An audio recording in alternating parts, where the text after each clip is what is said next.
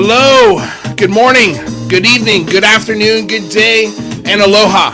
Welcome back to another episode of the Unidentified Celebrity Review, your home for credible news, reviews, and commentary on everything UFOs and UAPs. My name's Lue Jimenez. So happy to have all of you guys here today. We've got some wonderful guests in the house. We've got a cool debate set up for you guys. First two guests are going to be Andrew Follett and Jazz Shaw. But before we get to that, I want to say hello to our co-guest for the day, Mr. Rather B Squidding. What is going on, Rather? Hey, Louise. Thanks for having me. It's an exciting time to be alive and an exciting day to join your podcast. Yeah, dude. Well, thanks for being here, you sexy little guy. I see Carl Vibe in the green room. Carl, just so you know, come back. Yeah, all right, you know. All right, cool. You're just here super early listening to the show back there. All right, awesome. So we've got a lot of crazy news. Before we get to it, let's talk about Patreon. Check out the Patreon. Link is in the description below. If you don't know what Patreon is, basically it's a service that lets you support the show so that way I don't have to Uber every day. And I could do this show and prep for it all day, every day for you guys and bring it to you every single day. So definitely check out the links below. Our co-host Rather B Squidding, his link is in the description below as well, along with both of our guests that we're going to bring out right now. First is going to be Mr. Jazz Shaw. Hello, a regular to the show. Mr. Jazz Shaw, how are you today? I am doing well, sir. I'm talking to you while I'm trying to promote the show on social media, but yeah, thank you for having me. But thank you for coming. And would you like to introduce your friend that is joining us today? No, please, you do it. Okay, all right. Well, Mr. Introduce Andrew. Okay, great. Well, I figured, I just figured to start the show off and start this debate off on the right foot. I was like, well, maybe you guys knew each other, you had some familiarities. But anyway, we have Andrew Follett. He is is it fair to say writer and journalist, Andrew? Yeah. Okay, fair. Great. Well, so the reason why we have both of you guys today is because we had a little bit of a Twitter fuss between you two guys. So before we get into the Twitter fuss, I want to remind you that on Wednesday, we're doing our Skinwalker review show with UFO Jane at 4 o'clock, same time that we start the show today. Sorry for being late, too, by the way, guys. We're waiting on somebody. I'm not going to name any names. It was me. I knew you'd back me up. Thank you, Jess. And then on Friday, we've got Lue Elizondo at 4 o'clock Pacific Standard Time. Me and Michael are going to be interviewing Lue for at least the first hour. Hopefully he can stick around longer. We'll see. Haven't gotten a time frame yet, but we're excited to have him back on the show, and we've got a lot of questions for him. All right, so guys. Everybody on Wednesday, make sure you check out UFO Jane and the show. She's got a host of really fierce women who talk about this subject, and check that out because I've got it on my schedule. Yeah, no, everybody should have it on their schedules. UFO Jane is the best. That's why we love having her on the show. Okay, so let's get started with what happened. Okay, where do we start? So, Andrew, I believe you put your article out first, correct? Yes. Okay, so if you can, remind the audience, what was your article about? What was it titled? Why did it maybe ruffle Jazz's feathers? And how was the response so far to the article? So my article was in the National Review, which I occasionally write for, and it was entitled "Calm Down, Everyone. The UFOs Are Not Aliens." And anyone in media will tell you that authors of articles do not pick the titles. Mm-hmm. So it was generally a brief survey of how various political figures have been very interested in UFO stuff, like Barack Obama, to my former boss, Tucker Carlson, who I've had many discussion about with this. And then it moved on to explaining the 3 videos, well, 4 actually, the Navy released ones, Go Fast, FLIR, and Gimbal, which were, I'm sure we'll get into that at great length. Yeah. I discussed those and how I personally looked at some evidence, and I concluded that those were a seabird, goose, or balloon. And potentially for the second one, FLIR, probably an airliner. And the third one, Gimbal, likely a meteor. And then I also discussed the USS Russell one. It's a Navy cruiser off the coast of California. And I thought that was a conventional aircraft filmed with an out-of-focus camera. And I looked at some other people's work on that. I did a little bit of math, but not too much. And then I talked about the history of UFOs in the government a little bit. Can you remind me, what did you think the gimbal was? Just because you broke up a little bit there. A meteor. A meteor? Or potentially a piece of space junk. So okay. I used to work for the House Subcommittee on Space. Okay. And I did a lot of space junk issues there. So it's a bit of a, when you have a really big hammer, everything looks like a nail, maybe. Right. So I think a lot about space junk. Got it. Okay, well that's fair. I mean, if you dealt with a bunch of space junk and you're seeing stuff in the sky that maybe resembles some of the stuff you saw, I that's fair. Okay, so Jazz, you also had an article that came out as well, right? It was shortly after Andrew's dropped, if I'm not mistaken. I had an article at National Review also, where I responded directly to Andrew's article. And before I even published that, Andrew and I had engaged on Twitter, and we had a discussion. Polite. I thought it was very polite, and I would like this to be polite. Yes. But after that whole discussion took place, I went ahead and published an article at National Review also, saying that, there were areas where we could agree, but there were areas that seemed where Andrew was not covering the entire spectrum of the information that should be considered. And if we're going to have this sort of a forum tonight, I would like to start, if you agree, Luis, sure, by asking us to find areas where we agree. Because a good place to start in any rational discussion, is, well, let's start with areas where we agree. And Andrew and I had a couple of areas where we completely agreed, and if you don't mind, I'll go first very briefly. Go for it. And ask Andrew. One thing that we both agreed on was that there is no information out there, to my knowledge, that absolutely proves that there is some extraterrestrial, non-human intelligence behind anything that anybody is seeing. If anybody knows about that, I haven't heard it. It maybe there's more information we haven't seen from any world government or military activity.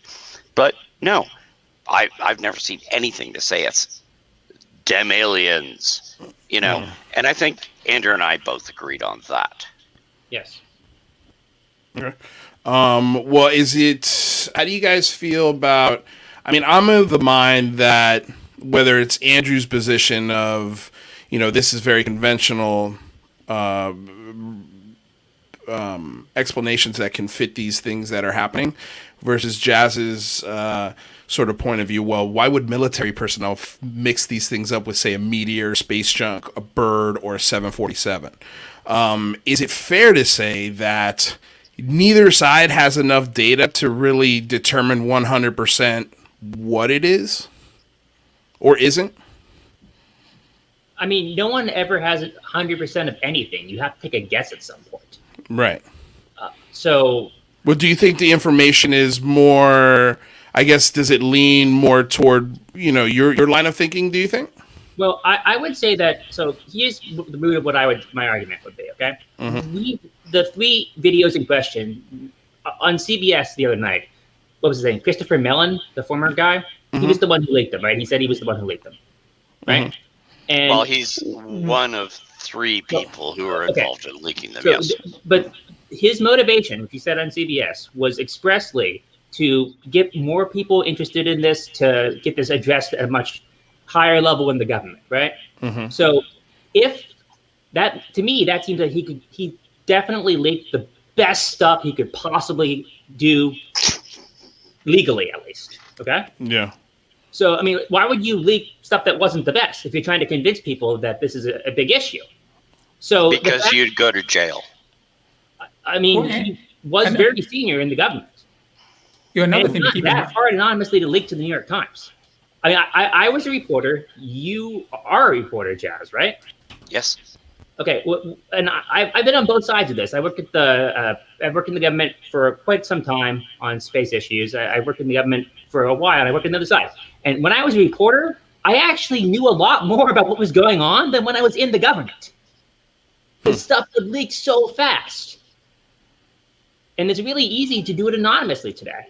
So either if it was Mellon or whoever else it could have been, like the fact to me that hasn't leaked, something that's this interesting to this many people and it hasn't leaked, is very indicative that this might be the best evidence that there is. And I mean, you said yourself on Twitter that this isn't that convincing evidence, at least not of the little green men or Chinese drones or whatever. Yeah. Rather, you had something? Well, yeah, I think that's a really good point or question. Is this the best evidence that we have or not? The origin of these videos, they were actually released on internet forum above top secret years before the official release in 2017. So yes, it was. That could be a explanation for, why these particular videos were released and why they might have better evidence that they aren't releasing. Okay, but let me put it this way. There's a lot of people who would rather, if you had the information, if you were the government insider who had the information, wouldn't you be willing to go down as the guy who was like the hero of American democracy who told us all? Well, don't you kind of see that a little bit happening with Rubio right now? I mean, that's a pretty powerful senator coming out and politically. I mean, look, however you feel about Rubio, left or right, however you lean, he is. Right. He's okay. I figured, but what I would say is he's a very savvy politician. He if anything, you have to admit that, and I don't think politically speaking. Yeah, of course he would. And I think if he wanted to be president, why would he be pushing for this? Other than, I could just ask you the question. Why would, it's very popular, but if he's wrong or if he's looked at wasting taxpayer, let's say he's pushing this and it turns out that he gets tax dollars devoted to it, or he actually gets resources devoted to looking into this, and it turns out to be drones or a waste of time. Do you think that would be politically savvy for him to run for president? If it turned out to be drones, I think that would be enormously beneficial to him. For sure, yes. Actually. So let's say... But it wouldn't be a surprise, though. I'm sorry to cut you off. Okay, let's say... Here's a good question. Why is this is related, I swear.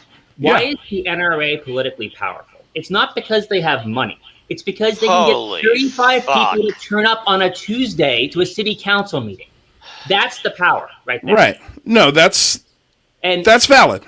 People will say, oh, it's the money. Well, a little bit maybe, but it's also the fact that you can get people to do stuff. And so why does Rubio do this? Well, you're talking about it. I don't know where you lean politically, but I imagine you don't normally talk about him as in a very positive way.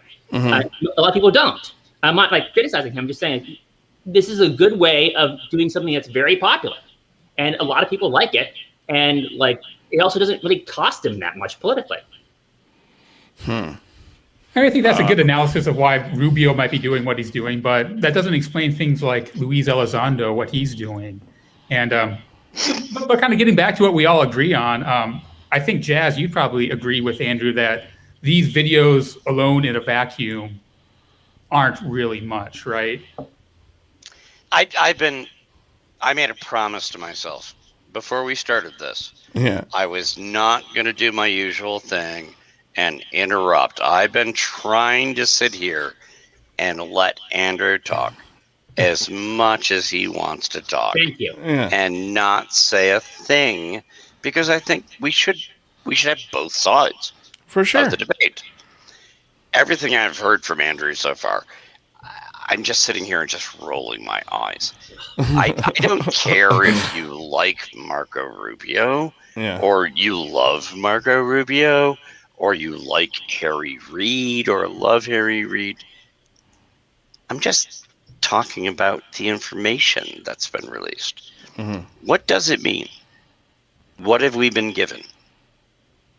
That's the bottom line. Okay?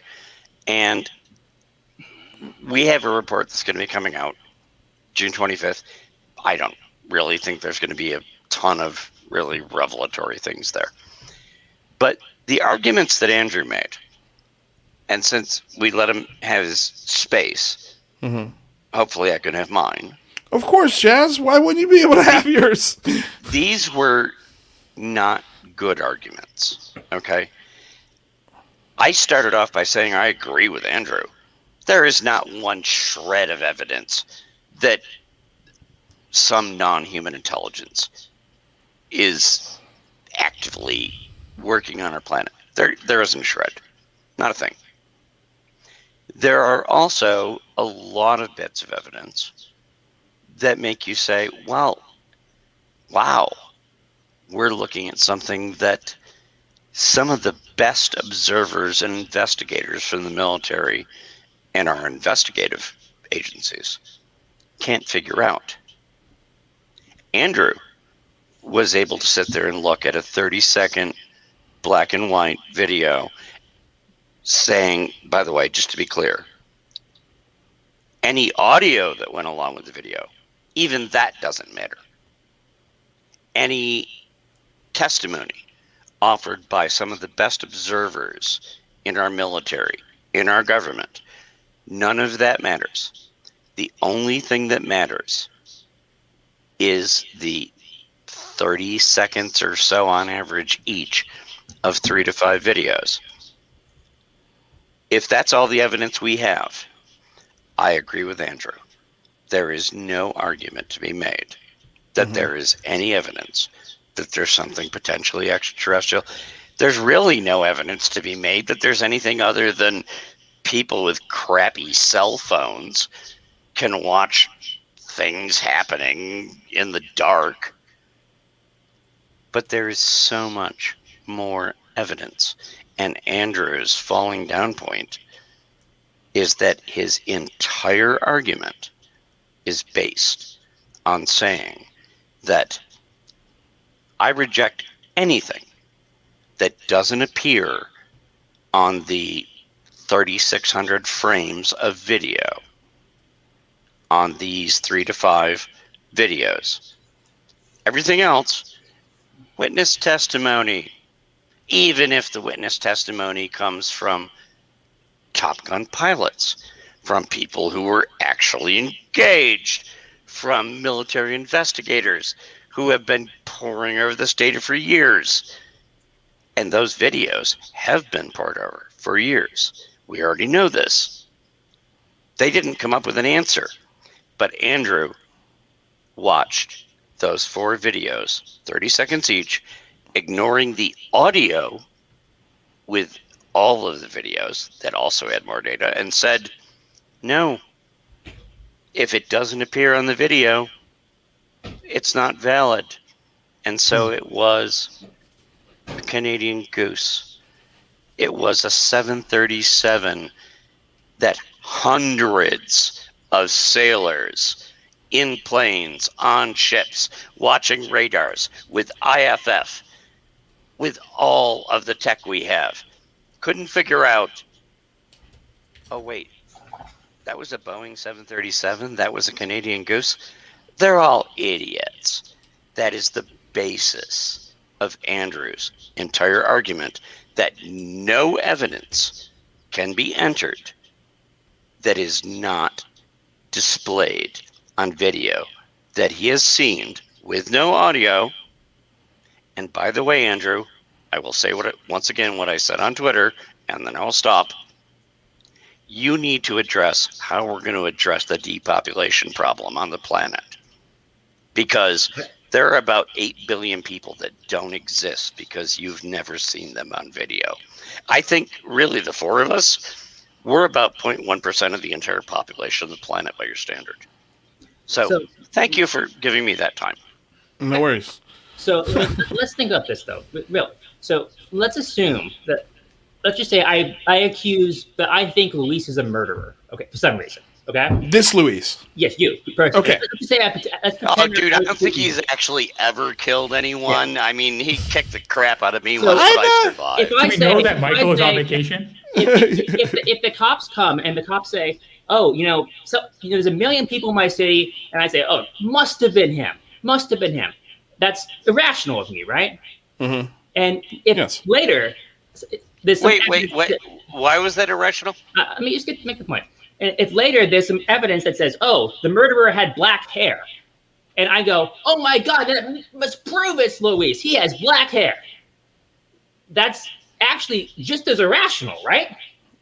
Correct. No. Because if we're talking about if we're talking about in a court of law, Jazz, yes, it is irrational. If you're trying to convict me of murder because I have black hair because the murderer also has black hair, that's irrational. If that's the entirety correct of the evidence, but I don't think that's it's irrational. Correct, and I don't think he's finished. So you continue your point. Sorry. So you don't when you're trying to solve like a really complex problem, right? Mm-hmm. You don't always need all the solution, but you need a hint, right? Right. You need some way to like decide on which way you're investigating.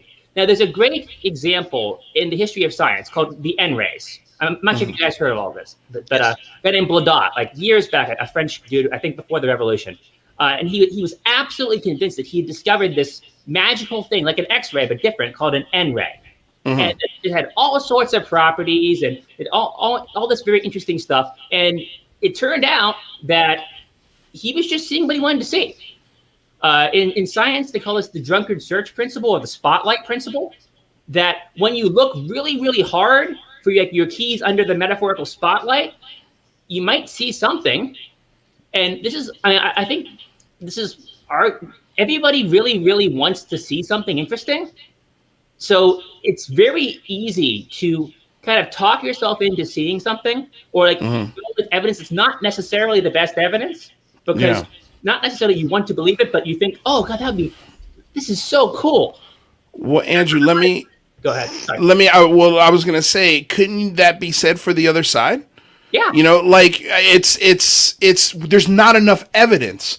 Yeah. I think both sides right now are looking at a murder suspect with 5% of the information, and both sides are coming to conclusions, when the real conclusion is that it's mysterious, it's an unknown, and there are some incredibly valid and credible people saying this stuff. And so, yes, you're right. Like, we don't have the radar tracking. We don't have a longer, clearer version of that video.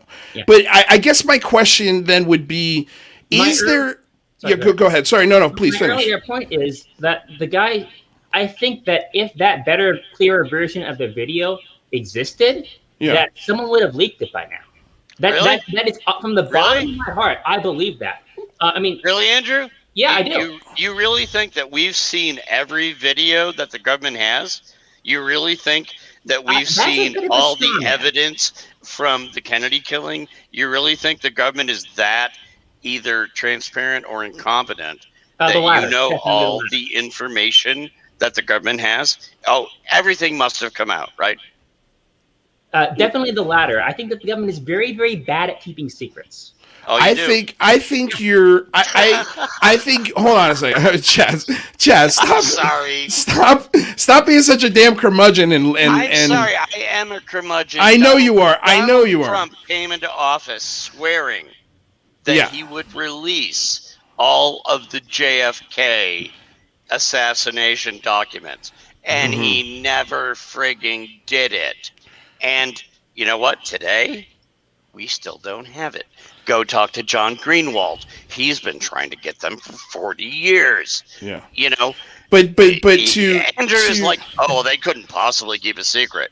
Yeah. Really, Andrew? Well, there are. Everything would come out. Well, but here's the thing. Andrew could point to Abu Ghraib. He could point to the Pentagon Papers. He could point to a lot of examples were very nasty, dirty secrets that the government wanted zero interest in the public, and it got out. It leaked. We know. With that said, there are parts of this government. You have to give us this, because it is proven. There are parts of this government that are very good at keeping secrets, especially when it comes to tech. I mean, the F-117 Nighthawk is a perfect example. There were rumors of that plane. People saw it and reported it, but no one had the name of it. No one had the materials it was made out of. None of those fine details of that plane were not released until 1988, I believe, and that was 10 years, 15 years after it had been used and developed and perfected. And nobody knew about that.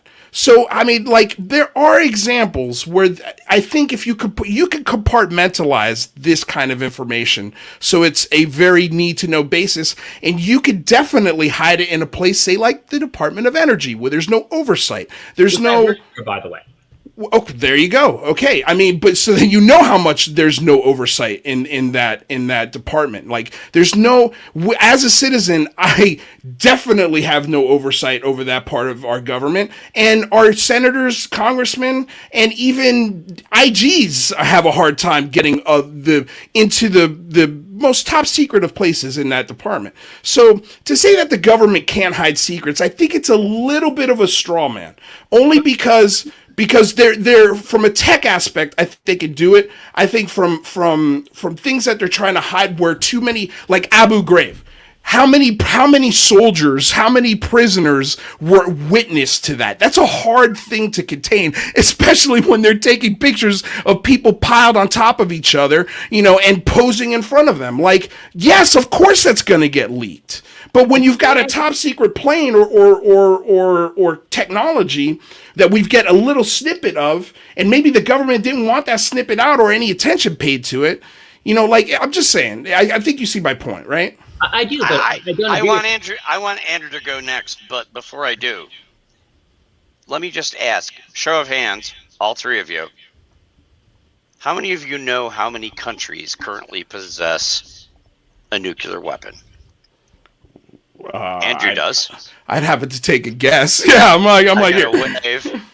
How many, Andrew? Well, it depends if we count ones that are officially or not. But I think there's 9. Okay. I think so the Israelis said they have them officially now. It's 11. But Okay. How many, again, by show of hands, how many of you before this moment, knew that South Africa has nukes? No, they had nukes. They gave them up. Oh, you know that for a fact. So the South African government, well, at least they claimed that they got rid of their nukes. The point is, there's a lot of information people think they know, and there's a lot of information that gets spread around on social media. There's a lot of information that gets spread around in mainstream media. And not everybody knows everything they think they know. But let me address Lewis's point, okay? Yeah, please. Lewis, would you say that the National Security Agency is a really high-tech, secret-keeping agency? I need a moment, but go ahead, Andrew. So you say that any information that they had, like the top-level stuff, let's say that they were doing something that was bad, that, potentially looked at a bunch of Americans' emails, right? Yep. So that came out. We know that happened. That guy right, but look at the guy who leaked it. Where's he? in Russia. Right, why? But that's my point. Like, that's not, like, if a guy doesn't, I mean, look, this is a very point of contention on this show because I've got a lot of military men that come on here and they cannot stand Edward Snowden. I think his heart was in the right place. He was trying to do the right thing. It's just the way he went about it was ass backwards, and it rubbed the security apparatus a very, very wrong way. But I mean, do we know that for sure 100% that these security apparatuses are spying on us without that big leak? I mean, all I'm saying is tomorrow somebody could do the exact same thing with the UAP information. What do you think is going to happen to that person? If that happens, yeah, I will change my beliefs accordingly. Okay, fair. That's fair. Yeah, like so. Rather, you muted. Oh, well, I was just gonna say. Hopefully, we get these answers on June, right? Hopefully, they are coming soon. But look, I'm a very libertarian person. Same. Yeah, and like. I wasn't always. I largely thought that it was a major change, and a lot of people weren't happy about that, and for understandable reasons. But the fact of the matter is that we know that that happened now, and most people didn't think that was happening. So because it got leaked. So again, if the information changes, I will update my beliefs accordingly, and I will be the first to go on Twitter and say, Jazz, I'm sorry, you were right, I was wrong. About UAPs. Well, that's nice. That's nice to hear because I think there's a lot of guys, no names, that would never say what you just said. So I agree with that. Let me just say real quick. I'm sorry, Jazz. Before you say, I just have to address this because it's been sitting here for a while. It's a $5 donation from Alex Garcia, and he just wants to add in here: Would Elizondo, Mellon, Corbell put their entire livelihoods at risk for a plane or a meteor or space junk? Elizondo says he sunk his entire life savings into putting these things out in the open. So I mean, just real quick, if you can address that aspect of it as well. I agree with what Andrew just said. Yeah. You know, you have to evaluate everybody's testimony based on a number of factors. But going back to where the whole show started, Andrew, if I said, well, Luis Elizondo has put a whole bunch of his own money into making his case, if you didn't have a video of him actually sticking his credit card in and doing it, would you say he's lying? That's the question I have for you, because we're going so far afield right now, and I'm not going to spend my entire night doing this. We're getting way off the subject that we came here to discuss between Andrew and I. I go back to the fact that, Andrew, there are 8 billion people on the planet who don't exist on your standard because you've never seen them on video. Do you say Luis Elizondo is lying because you don't have video of him sitting in front of his machine and putting a card in and giving his money? If there is not video, is there no evidence? Because there is so much more evidence, and you deny that evidence exists. And my point has been from day one that you're basically just Mick West. Well, you might be being a little bit hard on Andrew. And I kind of like to. I am. Well, let's kind of bring it back to what we can agree on, and I think we all do agree that these 3 videos actually happened. There were military people who recorded them, and at the time they were unexplained, and there was ongoing research into them. Would you grant that, Andrew? That okay, let me just address the point here. So, testimony is not worth what video is worth. Okay, it's not. You can say that testimony is Jazz all you want, but it's not. If something happens on video, it is so much higher a standard of evidence than me saying something, because I can say anything I want. Now, that doesn't mean I'm lying. I might be mistaken. I might be playing a prank. I might just be wrong. It's very easy to be wrong. It could also be you're just a whole bunch of things in my life. Everyone has. Anyone who's honest will admit that they make mistakes.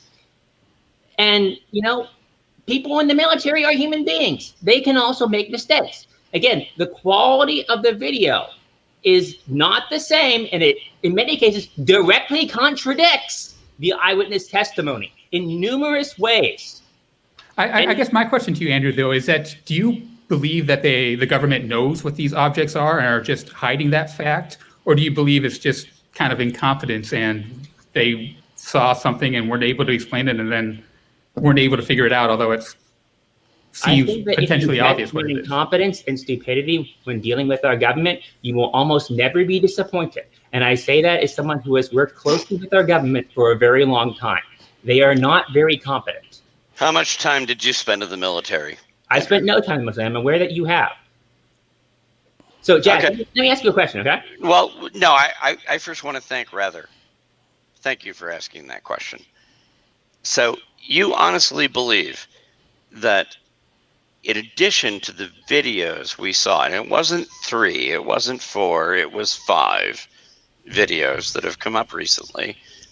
The first 3 that came out in the New York Times, the 2 that Jeremy Corbell released.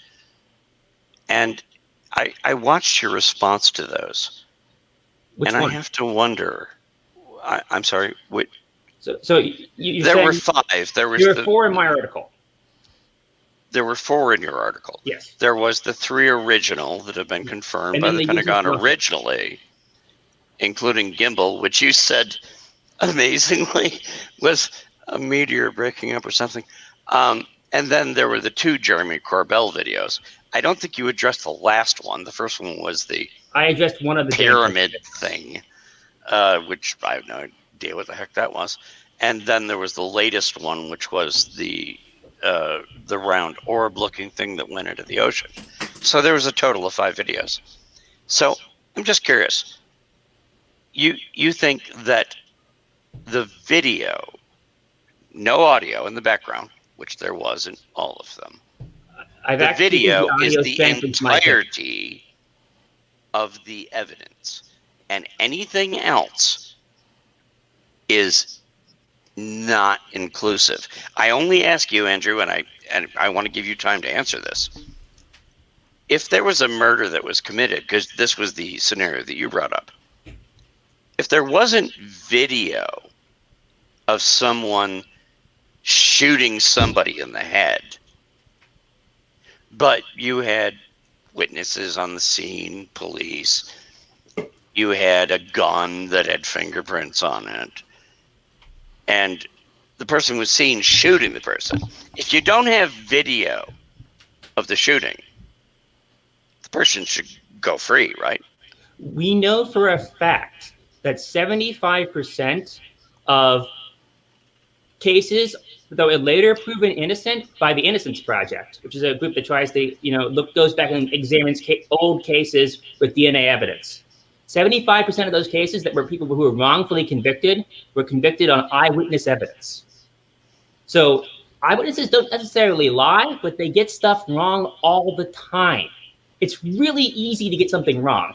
And an extraordinary claim requires really good, extraordinary evidence. Don't want to go all Sagan here, but I mean, that is true. So if we're going to say that there's, unidentified objects flying around, well, you need good evidence on that basis. And the eyewitness testimony that we have in these incidents can be much more easily explained and rationalized with what's on the video than other things. Like, look at the one, and there's a lot of really hard to understand optical stuff that you wouldn't necessarily know was happening if you saw it for the first time. People make mistakes. Yeah. And I could. You have millions of people in our military. It is not surprising that occasionally one of them sees something with a camera that they don't understand what it is immediately. This is so goddamn insulting, Luis. I'm sorry. I'm gonna interrupt. Andrew, you are insulting. My father was a war hero. So was mine. I was a member of the military. You really think that in any of these incidents, you can say that thousands, at a minimum, hundreds of people watched something happen, and a few snippets of film got released to us, but we've heard the testimony. They were watching what was going on, and when we had our exchange on Twitter, one of the pilots that went after the Tic Tac, you think she's either lying or she's crazy. And it wasn't just the radar, and there was radar data.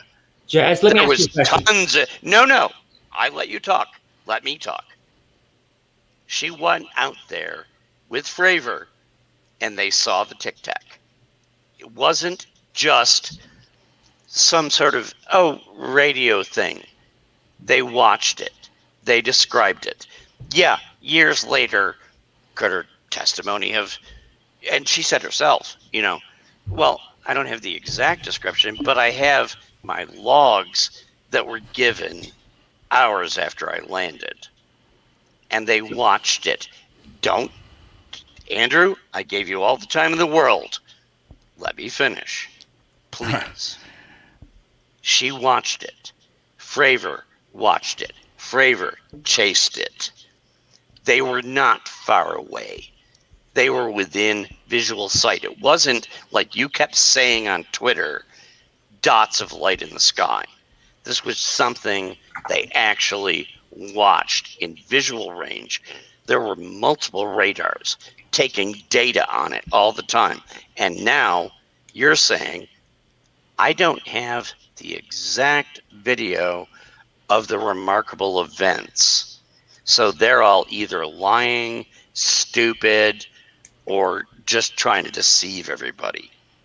I find you insulting, Andrew. And if you want to treat these people like my father, who was a goddamn war hero, I was out on carrier groups. You don't have a goddamn idea what you're talking about. And you going, oh, because I don't have the actual video of that moment, then it's all bullshit because you're a bunch of liars. I'm sorry, Andrew. Go fuck yourself. Whoa. Okay. All right. Easy, Jazz. No, I'm sorry. No, Jazz. I gotta mute you. All right. Hold on. I'm trying to be as neutral as I can. Okay. I gotta try and be as neutral as I can. I don't think Andrew has called anyone a liar yet. He hasn't. I can't hear you, Jazz. You're on mute. I put you on mute. Just give me a second. Okay. He hasn't accused. In fact, he's like, if the data comes out, if those radar tracking information comes out, I would love to see what Commander David Fravor and the Wizzo, there's still 2 other pilots that haven't come forward yet on this story. And I would love to see what they wrote down immediately after when they were debriefed. And if this stuff came out, I think it's fair to say that Andrew might change his position on it. But I would certainly look at it. I certainly look at it. And I think if it was compelling enough, maybe if it would even had some radar tracking, again, I think that the difference between you and Mick West is I feel like there's some good faith on your end to say if the data points to that, yes, this is extraordinary, then I would probably change my tune because that's where the data's going. Is that fair to say, Andrew? Yeah. And okay. Respectfully, Jazz, like, do you really believe that an honorable, good person can never make a mistake? We got you, Jazz.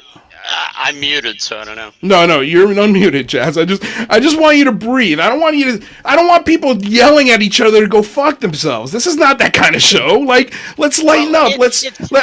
Look, you're insulted. I get it. It's insulting from a former Navy man to have a journalist who's on his couch telling you that you guys are making mistakes. No, I totally get it. No. Luis, I disagree. But he's not calling anybody a liar, though, Jazz. I'm not saying people don't make mistakes. Yeah. People do make mistakes. The mistakes that Andrew is accusing people of making are like the mistakes of saying, oh, wait a minute, I'm outside of my house. I just saw something go by overhead. It might have been a Canadian goose. It might have been, oh, wait. It was an asteroid, and I'm swearing it was an asteroid. Well, if you're going on the asteroid side, but he's not swearing it's an asteroid. That's here's the thing. Hold on a second. Did you read his article? Yeah, I read the article, but he didn't say. That's what he's suggesting. That's an idea. He's not definitively saying it's an asteroid. Am I wrong on that? No. I'm saying this is plausible explanation. It's a plausible explanation. Like I said at the beginning of this, Jazz, neither one of us, neither side have the proof to definitively say one way or the other. He's providing arguments that, sound on the surface insulting, but if you took it to a court of law, I think this would be a hung jury. I don't think you would get it either way, because you're right. As soon as you bring in a David Fravor and an Alex Dietrich with their credibility and their resumes, it would be very compelling. And for Andrew, it's not enough. And I can respect that. But for me, it's one of the best documentations of something crazy happening within our military. And these guys, I mean, just to defend Jazz here a little bit, these guys are this is not you or me, or rather going to the grocery store and giving an eyewitness testimony on a car accident. I agree with you. Those details change and people could be very unreliable. Even on 9/11, like there's a great professor in the University of Delaware who had all of his students write what happened after 9/11. 4 years later, they came back, wrote it again, and details changed in everyone's paper. Every single student. So Andrew's right when he says that details change. But here's the thing. If you had a Top Gun pilot, 2 Top Gun pilots, coming out four, but we haven't heard from we've only heard from 2. Okay, well, we've heard from 4, but 2 of them aren't public. Correct. So. Well, but here's my point: is that do you think, Andrew, if they had that doubt in their mind, I'm sure they've replayed this in their brains 1 billion times. Why would a Top Gun pilot come out and tell the American people this is extraordinary? Not what it is, not what he thinks it is, but that this is something that not only the American people but our representatives should pay attention to. Why would he push it? Why do you do you think he doesn't have the capability of saying to himself, shit, man, maybe I just got that one wrong? But then when he talks to his co-pilots, the 3 other pilots, they're all like, no, you didn't get that wrong. We all foresaw it. We wrote it down. There's radar tracking information. There's not only that, but you got submarine radar. You've got 5 other ships in this carrier group that have all sorts of instruments on it. And it's not fitting, at least from their aspect, it's not fitting the drone. It's not fitting the Meteor. It's not fitting the 747 model. It's something different.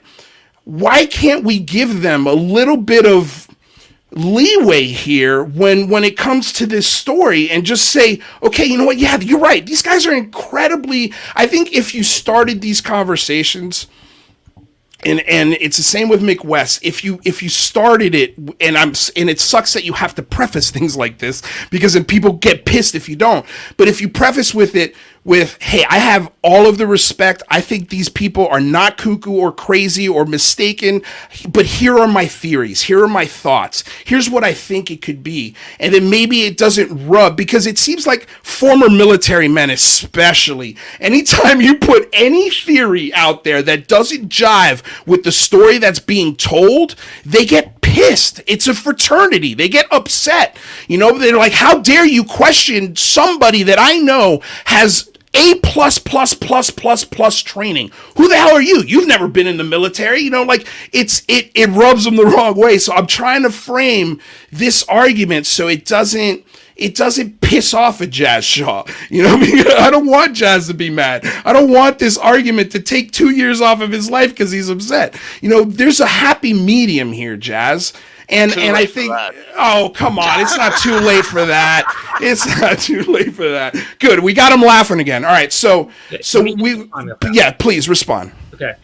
As much as I respect people who are pilots, and look, the guy who raised me was an 04 in the Navy. Okay. Lieutenant commander, not a nobody, but relying on an argument from authority, that's a fallacy for a reason. Like, just because someone is in the military does not inherently make them incapable of making a mistake or incapable of just, saying, oh, whoops. Now, is that what happened here? I don't know. I think that's the most likely explanation. I'm open to others. But here's the other thing. So a lot of the details that you guys about this particular incident, the FLIR one, the USS Nimitz incident, which is the one we're discussing most. I'd like to get to some of the other ones at some point, because this was like, one paragraph in a very long article.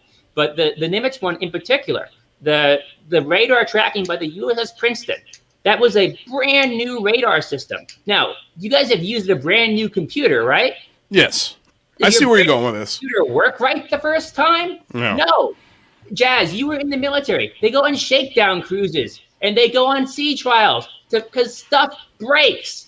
There's mistakes. Nobody knows what they're doing with the new technology. It's perfectly understandable. But they did. But hold on a second, Andrew, real quick. I'm sorry, I was addressed directly. Can I answer that? Please. Yeah, go for it. Andrew, I wasn't just in the Navy. I was a radar technician. I built them. I repaired them. I worked in CIC for a quarter of the time you've been alive. Okay? Don't tell me, oh, well, anything you see on electronics could be wrong. We used to see ghost stuff. I'll tell you right off the bat, surface search radar. We don't have time to go into why. You would see returns for things that looked like they were a mile away, but they were actually 17 miles away. There's a reason for that. And if you go Google it, you'll figure it out. But the fact is, the technology generally works. One individual person, one individual system. Yeah, you can get errors. I got a question for you, Jazz. Were you ever on a ship when a brand new radar system was implemented, installed, and worked on? Not a brand new radar transmitter, but I was on an aircraft carrier when a brand new radar receiver system was implemented, and did you increase ghost settings? Yes. Okay. Well, what I was going to ask is how long did it take you for you guys to dial that radar system in, to become familiar with it, dial it in, making sure it's working? To be honest, on both my side and Andrew's, all that gets worked out in laboratories, engineering labs, before it actually goes out to the fleet. No. I understand what you're saying, but his point is it's like when you buy a new computer, you got to familiarize yourself with it. It doesn't work perfectly exactly the same time. So that's my question is how long did it take you guys to familiarize yourself? Like a new computer. Like how long did it take? Did it take 1 mission, 2 missions, 3 missions, a month? I totally get what you're saying. Yeah. And I agree with Andrew. When there's a new system that gets put out for testing, and I was part of one testing cycle, yeah, you run into weird crap, you know. By the time the military actually deploys something fleet-wide, you've already gone through all this exercise. Not to say there aren't, some new things that happen. Yeah. But you don't come up with a new thing like, oh, I've got a flashlight that is 3 times brighter, and they're like, okay, here's $5 billion, and we're going to send these all out. Yeah. They go and they test it, right? And I was in some but you also tested as well, yeah, right. And then they approve it, and then it goes out to the entire fleet. And by that time, I'm not saying there's no mistakes, yeah, but it's not like Andrew says. It's like a new thing doesn't come out. It's like, oh, we've got this new Tootsie Roll, and it can detect aliens, and the guy one day later says, oh, everybody gets Tootsie Roll. That's not how it works. Rather, did you have a comment? I did, but I lost my train of thought. That's okay. That's okay. Well, what I will say, I mean, you make a good point, Andrew, and you also make a great point as well, Jazz. But I will say that maybe the Spy 1 radar system, let's say it was brand new. Let's say it was the first week they were using it. Let's just give it that. What about the other radar ships and the submarines and the other planes' radars? Those were not all upgraded at the same time. And I can understand one pilot making a mistake. Hell, there have been pilots that have dropped bombs that have killed people, okay?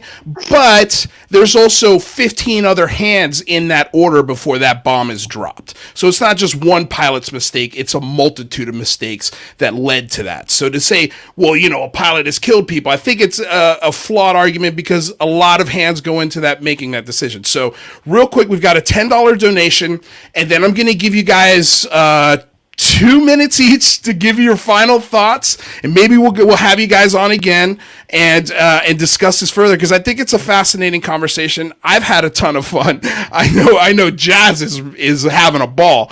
So real quick, Alpha Check has a $10 donation. Says objects on FLIR are not lucky catches. The fact that they're on FLIR mandates sensor slaving, thereby exposing them to IFF, NCTR, and Link 16, etc. Does anybody have any comments on that? And then we'll go to closing thoughts. No, just love Alpha Check. FLIR was way before my time. But thank you, Alpha Check. Had a lot of good interactions. Everybody follow Alpha Check.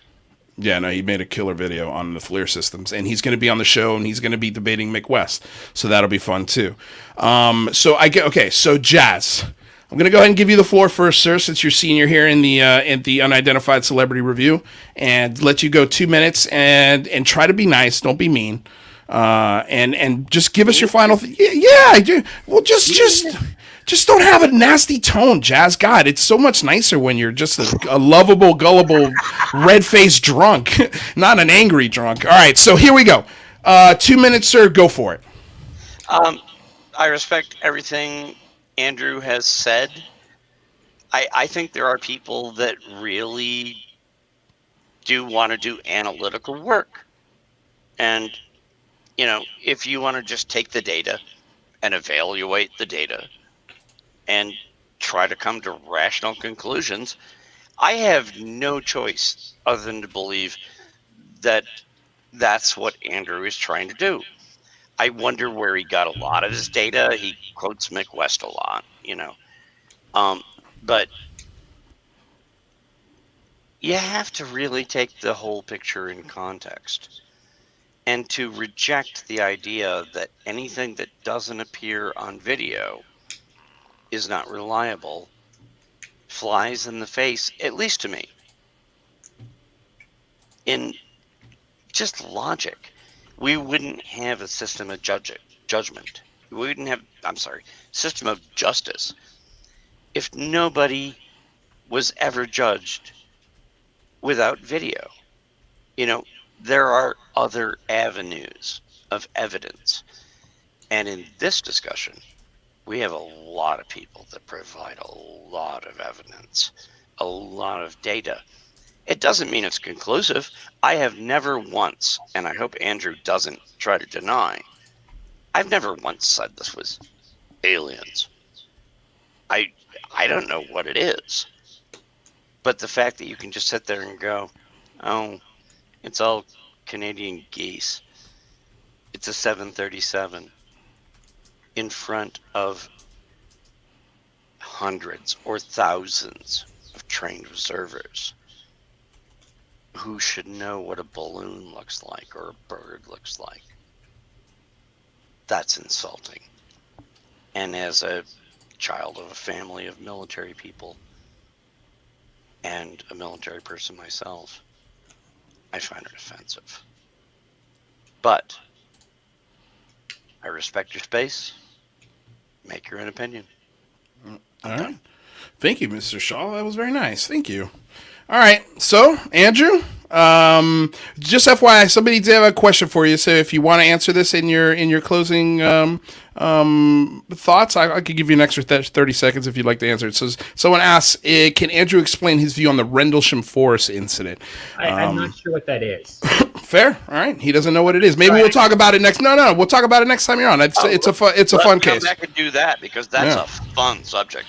Yeah, I literally, it's possible that I'm thinking of like some different name for it. No, it's okay. Well, it's the one. It's definitely connected to the soldier who John McCain had to get medical history released so he can get radiation treatment at the VA connected to this event. So it's a very, very interesting. It's an event with actual possible physical remnants on the people who experienced it, but we'll talk about that next time. The answer to that question is I don't know. You don't know? No, that's fine. That's cool. I don't know. I don't know things I don't know about. That's totally fair. All right, so 2 minutes. Go for it, my sir. Okay, so my point here is not that it's thousands of people, as Jazz keeps saying. That it's in the particular FLIR incident, it's two people on record who are publicly disclosed themselves, and then two more who are in the cockpit somewhere, and someone else who shot a video. So two people's opinions and the video. People can make mistakes. Stuff happens. We all screw up. It's not that hard to believe that somebody screwed up, even if they're in the military. It happens. But my general point here is that if there is a bias here, there is a bias towards disclosing this kind of stuff. The US government leaks like a sieve. It leaks so bad that you would not believe it if you hadn't seen it for yourself. And I have. I've been on both sides of it. I've been in the government part and I've been in the reporter part. It leaks really, really bad. And it especially leaks bad on things that are interesting. And this is an interesting subject to a lot of people. So if this is the best evidence that we have, these videos, and these are the evidence that was leaked to try to prove that this needs more money and more dedication and more stuff put into it and more manpower. If that was the motive of, what's his name, Christopher Mellon, of leaking this stuff. And I don't see why he wouldn't leak the best stuff he had, or at least had access to. And if this is the best stuff we have, best evidence out there, I don't think it's even close to enough. Again, I think there are potentially alternative explanations. The first video in my article, Go Fast, I think that there's a very strong chance that was a bird. You can even see the wings beating. It was, it's very clearly colder than the surrounding area, which a bird would be. On the second one, FLIR, I think there's a very good chance that that was a civilian airliner. If you've gone to my Twitter page, I have some pictures up there of actual planes in IR. They look really a lot like a UFO because that's how the heat bounces off, but they're actually planes. Again, innocent mistake. The last one, gimbal. I think that's probably the most interesting one. Now, I personally think that that's highly likely to be a piece of space junk, filmed from above going down, because that would be re-entering the atmosphere at an almost parallel rate. And that could easily explain what was happening. Now, do I know it's that? Could have been a meteor? Could have been something else. I don't know. But I think that you have to, you have making an extraordinary claim, you need really, really good evidence. And these videos are not good evidence. They're not good enough. Now, maybe Jazz feels like the eyewitness testimony is better, but he only really talked about one of the 4 videos we addressed, the FLIR one. And I'm happy to go talk more about the other ones, which I've actually prepped a lot more for. But again, you need really good evidence, and you need to explain how there's no possible way that there could be any mistakes, and why other video doesn't exist, and why Dietrich or what's his name, Favor, didn't turn their cameras on. And all that stuff has to be addressed before you can go to this is unidentified. Okay. Well, I think the reason why they didn't film it is because they didn't have a FLIR camera systems on those planes. The other thing, I'll just rebut. I just got to push back on the 747. What was the 747 doing in military airspace? Which one are you talking about? The Russell one? The excuse you gave for the Tic Tac video, you said it's a 747. No, that's not the excuse I gave. I said it was probably an airliner. Or an airliner, or an airliner. So, or in other words, a commercial airliner. Yeah. Right. So the question is, why would a commercial airliner be in military airspace? Well, one, we don't know precisely where in military airspace this took place, so it might not have been. Right. 2, we don't know precisely where it wasn't even necessarily an airliner. It could have been another aircraft. Fair. Okay. No, I just wanted to ask that question real quick. So real quick before, I don't know, Andrew, are you going to stick around with us, or you got to go do dad stuff? Stick around for a while. Okay, no worries. Jazz, how are you doing on time? Question for me in the chat? I was already, the entire day I have been spent. Yeah, I know. War going on with stuff. My wife is on the phone once again with her divorce lawyer. I am only here because of Andrew. I was not going to do the show. Okay. All right. Well, Jazz. Andrew's arguments were just so crazy. I couldn't let him come and just spew this stuff. All right. So well, I'm gonna take time. Thank you, everyone, for allowing me to participate. But no, I'm done. I got to be done. No, that's fair, Jazz. You've had a long day. Thank you for being here as always. Hopefully, you'll be back on Wednesday to talk about Skinwalker with UFO Jane. I'm here whenever. All right, my man. Lively debate. Yeah, it'll be fun. Thank you for the lively debate. It was fun. All right, bud. We'll see you soon. Okay. See you, Jazz. All right, bye. I gotta love him. All right, so Billy Pemberton has a $9.99 donation. Thank you for the donation. He says, before Andrew leaves, how about let's not debunk these videos and ask for more disclosure. That way we can have a debate instead of basically saying these are military officials who can't do their jobs. I mean, kind of the same response. I don't think they necessarily can't do their jobs. I just think that people occasionally screw up. Yeah. And that stuff happens. I mean, like, I talked about this a bit on Twitter, but again, when I was a kid, I saw the infamous lights in the sky, and I didn't know that wasn't a UFO. it turned out that it was almost certainly an aircraft dropping flares. Yeah. But because there was an aircraft dropping flares on that night. That was confirmed. I was next to a military base camping. I was a Boy Scout at the time. Like, that was confirmed. So I don't know it wasn't a UFO, but so there's a lot of evidence that says it wasn't. Right. Right. Okay. Well, no, it makes perfect sense. That's a reasonable explanation. Real quick before we bring in our panel, I want to just remind everybody again, this Wednesday, UFO Jane Skinwalker Ranch Review at 4 o'clock Pacific Standard Time. And then this Friday, Lue Elizondo, 4 o'clock Pacific Standard Time. We're going to have an interview with Lue. We're going to ask him a bunch of questions. If you had a question for Lue, Andrew, what would it be? I honestly don't know. I haven't really thought about that. All right, well, give it some thought. Maybe we'll come back and ask you again. Okay, so let's bring in our guests. And also just a quick reminder of who everyone is. Andrew, if you could just introduce yourself again to everybody who's listening and maybe where they can find your work. And same thing with you, rather, when he's done.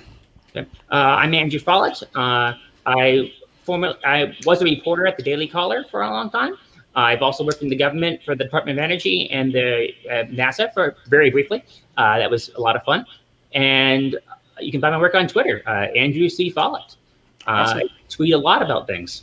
Yeah. And my co-host for the day, Mr. Rather B Squidding. Thanks for being a co-host today, bud. You're doing a great job. Yeah, it's a pleasure being here. It's a fun, if a little bit elevating blood pressure experience. Yeah, it was a little scary for your first co-hosting, huh? Yeah, but I'm Rather B Squidding. You can find me in the comments usually, lurking around in the live chats of these shows. But I also have my own YouTube channel where I dive into scientific theories and try to kind of bring a little alien UAP spin on those. And I think you have some interesting stuff there. Check me out if you have time.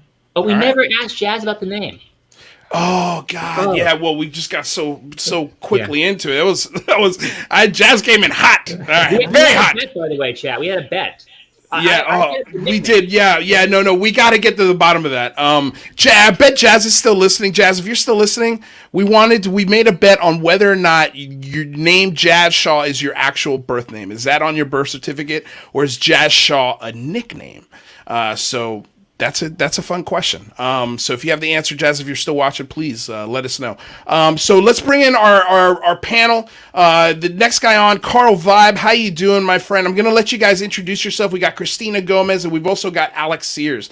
So before we start with the conversation, guys, and all of the stuff that's happening on today's news, let's go ahead and start with, let's go in order. Alec. Hey, how you doing? Good to be here. I'm Alex Sears. You can also find me on Twitter at Alec_Sears. And it's kind of funny that Andrew used to work at the Caller, because I currently write for the Caller as their chief UFO correspondent. Great place. So, yeah, good folk over there. Me and Andrew had a little bit of a back and forth this weekend as well. So I was looking forward to the Jazz Andrew. Yeah. How well, before I'll get you guys' thoughts in a second. Let's get to Cristina, because she looks great today with the little what do they call those? What kind of jacket are you wearing? Looks good. It's a leather jacket. I'm wearing all black because today's a good day. A lot of things are happening in the news. I'm in stealth mode. Ooh. So I thought it would be appropriate to wear all black. Wow. Okay. Looking real sharp, Miss Gomez. Okay, and then of course, next time it's going to be the tie and the button down. Ooh, you like it, Cristina? What do you think? Is it a good move? You and Michael always kill it. I have to buy myself a tie so that I can match with you guys, because it's a pretty slick look. Well, I appreciate it. Yeah. Mr. Carl Vibe, please let everybody know where they can find you and who you are. You can find me on Instagram and on my YouTube channel. Carl Vibe just kicked off and done a couple of interviews and have a lot of good ones already lining up. And I would love to have all of you guys on my show as soon as it works in. Yeah. And great to see Andrew here. Welcome to the show and giving your side of the story. It's awesome. I do have to get going very soon. It's my child. Yeah. That's okay, man. Whenever you're ready, just you can pop out and when you do, just tell everybody again where they can find your stuff and you can find me on Twitter. And follow it. I'm sure I'll hear a lot about this. Alec, I just the guy who said I was an alien. I'm not. By the way. No, I don't think you are. Andrew, real quick, would you come back again and do something like this again? Sure, absolutely. Okay, I was just hoping that we didn't insult you off the show, because I was trying to stay as neutral as I possibly could, but sometimes Jazz comes in pretty hot. He's had a long day. I'm a right-wing guy in an area that's like 85% left. I have pretty thick skin. But hey, listen, man, I appreciate your honesty and having fun with us, so we'll see you next time. Pleasure. Really enjoyed being on. Goodbye. Thank you. Oh, we lost Luis. We lost Luis as well. Oh no! Well, no! I bet he accidentally kicked himself. I've done that. It's pretty embarrassing. Oh man! I just wanted to say I think it's interesting. I left the studio. What did I do? I hit the leave studio button instead of taking him out of the stream. Sorry guys. So damn, I'm sorry. I think you had a question, Alec, but he was he had to bounce. He did say that his kid was going to be taking a shower around this time. So. That's all right. I'll get to him another time. Just so everybody, I was curious to know from Andrew whether or not his worldview would be impacted greatly if there were the possibility of extraterrestrials was just too great, because that appears to be the most often, I guess, reason people tend to shy away from and look for very what we would consider probably silly explanations for these things, like a meteor or space junk that is holding position at 25,000 feet. Is that their worldview would just be shattered, and every one of us has to, compromise our current worldview with new information to consistently move forward, just to function as an adult. But I do think that is where most people do and will have hangups. Yeah, it's kind of if you have an atheistic or an agnostic viewpoint towards aliens' existence, right?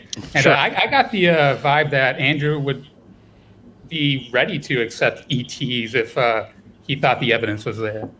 I also got that vibe from him too, and this is a hilarious comment. I think we should have a new T-shirt for the show, a black T-shirt that read "Jazz says go fuck yourself." Perfect. Little dolphin emoji. Oh my God, Cristina, what did you think about the fiery exchange that we did? That was probably the fieriest show we've ever had. Well, it was really funny because at the beginning I was like, man, Jazz is so relaxed. Like, I love him so much. Oh my God. He blew up and I was like, oh my gosh, this man's amazing. He did it. He just... You loved it. He just gave his full opinion. No. And it was interesting. Yeah. Do you think that's... Look, Jazz has had a long day. I can't say why, but he's had a rough day today. And so I think he brought a little bit of that rough day into the conversation. And so that's why I was trying to get him to calm down a little bit. But do you think that is the approach that should be taken when trying to have a discussion and maybe reach some common ground? Of course not, but because he took it in a more personal light, right? And he felt like he was being attacked by his friends and family and those that are having the same mindset as him, right? He's very passionate and he represents the forced arms. So I can understand his standpoint. Do I necessarily agree with it? It's not my place to say. Yeah, fair enough. Carl, what'd you think of the hot exchange? Yeah, it was really passionate and got a little bit incoherent sometimes, I felt like, but I think there is substantial enough of reports from credible people to not just dismiss it as a meteor. They don't just hang off the back of ships in, active naval airspace for several days in a row, hovering and going in and out of the water, appearing as inverted pyramids, up to 14 of them at a time, and especially turning on and off our nuclear ballistic missile installations and inputting secret codes into computer systems and arriving at rendezvous points before the rendezvous coordinates are even given to the pilots, and a whole host of this type of information that is reported that goes a little bit beyond just seabirds and balloons, I think. Yeah. I mean, it was a wild debate. I had fun listening to it. It was fun trying to wrangle that bull. I can tell you I haven't been bull riding in a long time, but I've never been bull riding, but I imagine that's what it would feel like. You got to give Andrew credit for holding up to that to jazz, right? I think I would go cry in the corner if I had that. I'd either cry in the corner or hang up. Like if somebody told me to go F myself, I might have hung up, and I got to give him a little credit on that aspect. He didn't take it too personally. He definitely has a thick skin. Okay, let's first I want to say Cristina looks beautiful, not in a creepy way, LOL. Secondly, I think Lue's interview with Max last night was fire. How about one of those theories on what the UFOs are and how they move? This is a perfect segue. Thank you, Billy, so much for mentioning this, because this is what the first thing we wanted to talk about tonight was Max Moszkowicz's, our friend, pal of the show, Max Moszkowicz's interview with Lue Elizondo. Cristina, I'm dying to know what you found most interesting. I know you took notes. I know you have a lot of opinions, or at least observations on this conversation. So let's start with you. What's the first thing that stuck out to you? Well, definitely not opinions. I don't like giving my opinions because they have no real value. Can I give your opinions? But just don't say it under my name, but go for it. And it'll be your opinions, right? No, Cristina Gomez thinks so-and-so. No, okay, never mind. I'm sorry. I think that was just ignore me. Go on. You were saying. Well, as we all know, no matter what Lue Elizondo does as an interview, he's always dropping breadcrumbs. Oh my gosh, where'd he go? Yeah, so he's always dropping breadcrumbs, no matter where he is, no matter what outlet he's doing, right? So what he was saying, what he was talking about, were just perfect. And then when you're piecing them all together with previous ones that he's in, it kind of lays out as a nice puzzle piece. And what do you think that puzzle piece was? Well, he is dropping things that are becoming declassified, right? But also without breaking any of his laws, right? Whatever they're called, his like NDA. oaths. His NDA. Thank you. So what specifically though? Like, what was the one thing that you were just like, holy blah, that was insane? Well, which one's yours? There were a few, but which one was yours? I mean, I think the Italian recovery from the 50s, I think he said, pre-World War II. There was apparently a craft recovered by the Italians. That was kind of cool, right? Am I wrong? Did I get that wrong? Yeah, no, he dropped that. No, he said that. He also dropped news about Chernobyl and about the UFOs associated with that. And that Italy case and Chernobyl, were totally off my radar. It was very interesting seeing Elizondo bring those up. Well, I know in season 1 of Unidentified, they went to Italy and spoke to the Italian equivalent of the general of the Air Force or something like that. And they showed the pictures of an Italian military helicopter in the air with an unidentified object, and that this object engaged and shot a beam of something at the helicopter enough that it created damage on the chopper.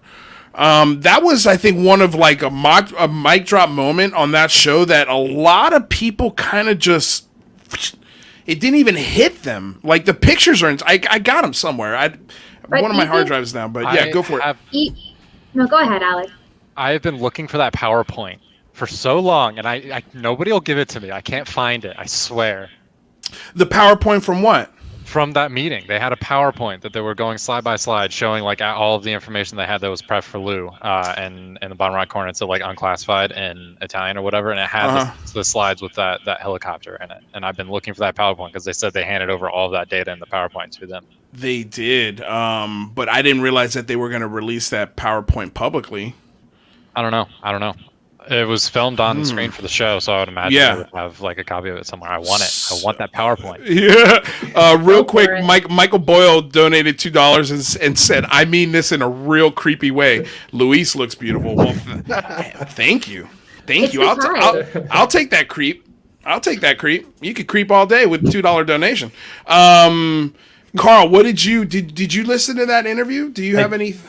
I did. I actually really keyed in when he started drawing on the paper and trying to sort of energy field. Yeah, basically how the different energy fields, would create a sphere in the most practical geometric shape. And it reminded me that Lue Elizondo is not just a former military guy from the Pentagon, but he's like really intelligent and scientifically background with his education and experience, and his ability to describe the standard geometric shapes for these types of events and encounters is across the board through a lot of these incidents. It's not just like some beings or something are building just regular drones or craft, but it's following this kind of unique, what I would consider sacred geometry in order to move through space-time in unnatural ways. And I found that really interesting when he's actually sketching it out.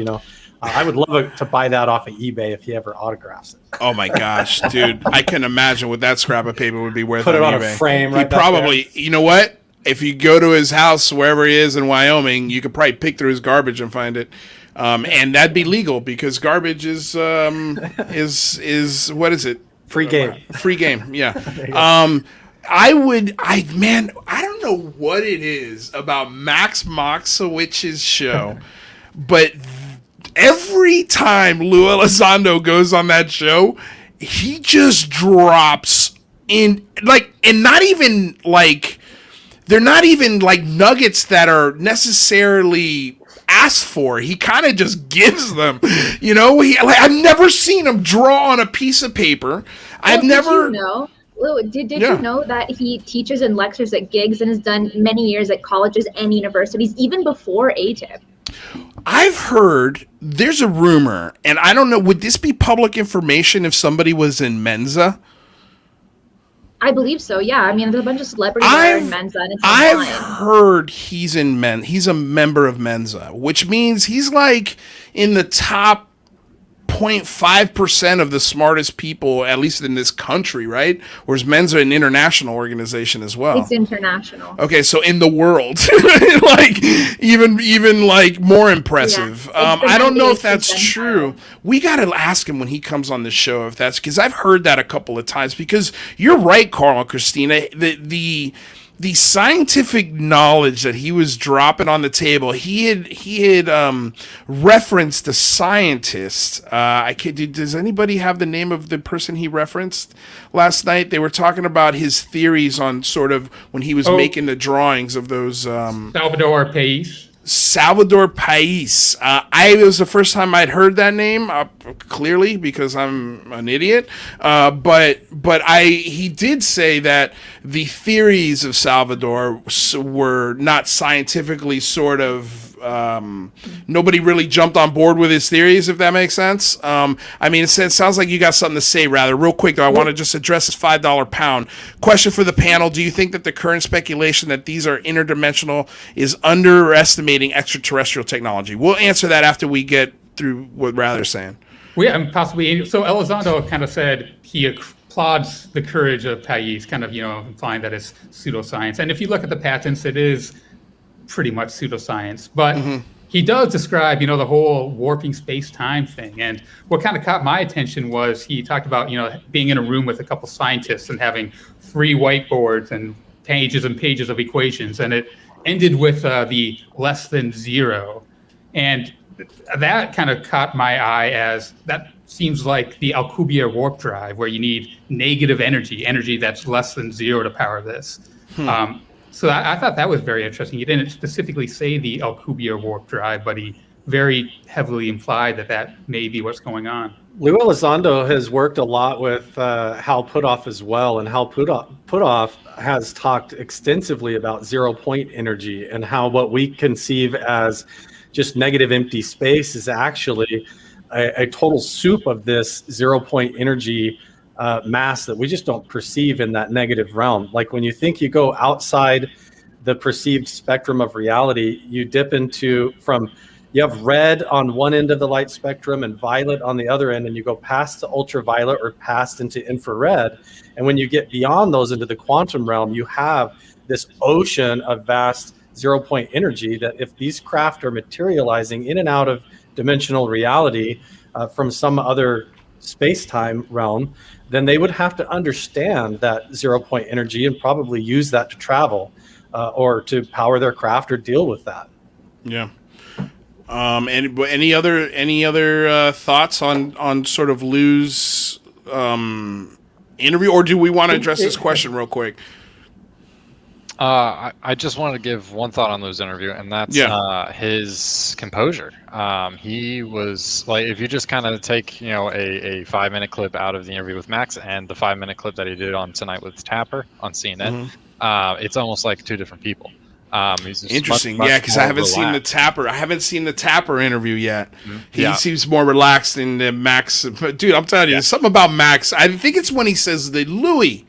When he calls him Louie, because when he calls me Louie, I melt. I'm just like, oh, say it again, dude. I love it. The guest said, yeah. I just something about him, dude. I don't know what it is. I think just Lue likes doing long form more, and he can explain himself more, and also he appreciates when people know the kind of questions they should ask, right? And that's the problem we keep seeing with the CNNs and the ABCs of the world is they don't necessarily ask the right questions, so Lue has to answer the question they should have asked, kind of thing. It must be frustrating, getting people up to speed from zero, right? And after dealing with this for so long.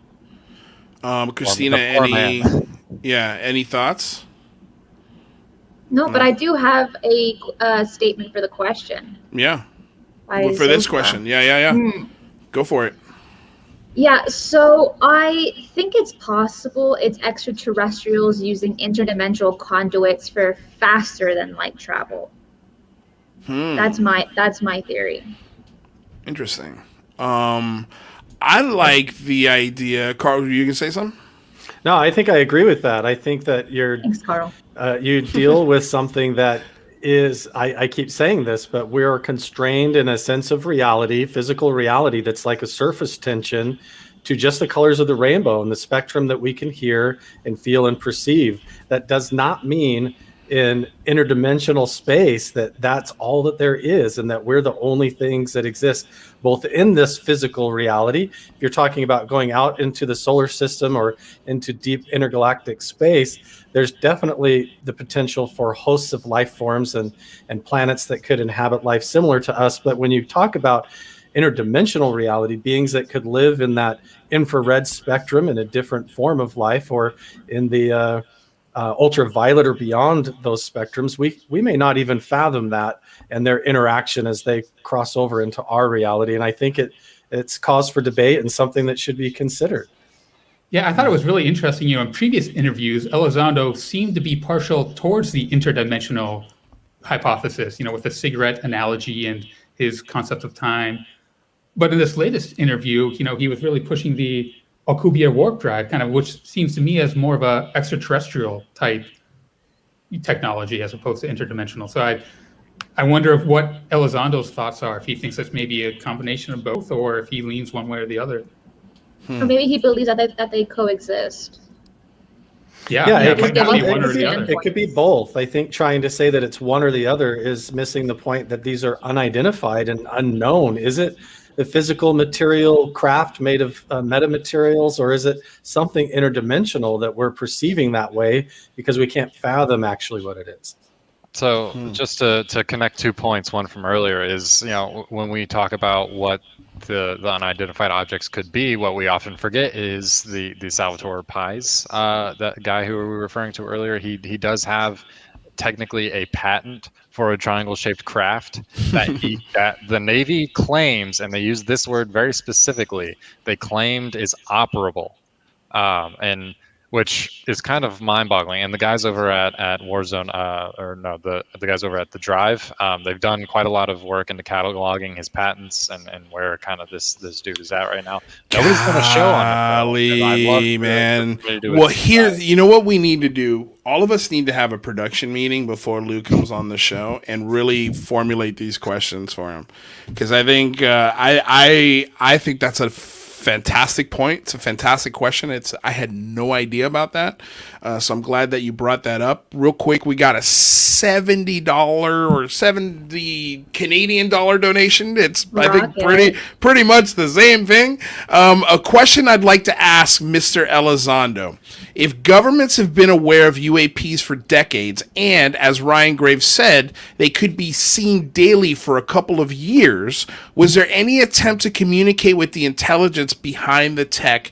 If not, why? This is actually similar to a question that we're actually going to ask him, and that was there any does he know about any sort of engagement from a communication standpoint? Like, for example, hey, what are you doing in this airspace? Can you, you don't have permission to be here. Respond, kind of thing. What was that said to these objects? Was that tried to and communicated? If so, was there a response? I think it's a great question. What do you guys think? I love that. I think the answer is yes, right? It's an amazing question. Yeah. That's all I had. Go ahead, Carl. No, I think it's a. I wanted to bring up the Ryan Graves question to Andrew when he was on the show earlier. Here's a pilot that said him and the other pilots. He's a FA-18 pilot flying over, military space, and said that they saw these things almost daily for a couple of years. And you'd think that at least one of those incidents, he'd be able to say, "Oh, that's a weather balloon. Oh my gosh, it's a flock of seagulls." Or are they really getting flown over and buzzed and tracked and harassed by meteorites that fly in and hover around? And if that's the case, and they can't identify meteorites and birds, that's still a huge problem. Right. That's huge. If we can't tell that it's birds, that's still a huge problem. Yeah, that means our training and our instruments need to be upgraded. all of it.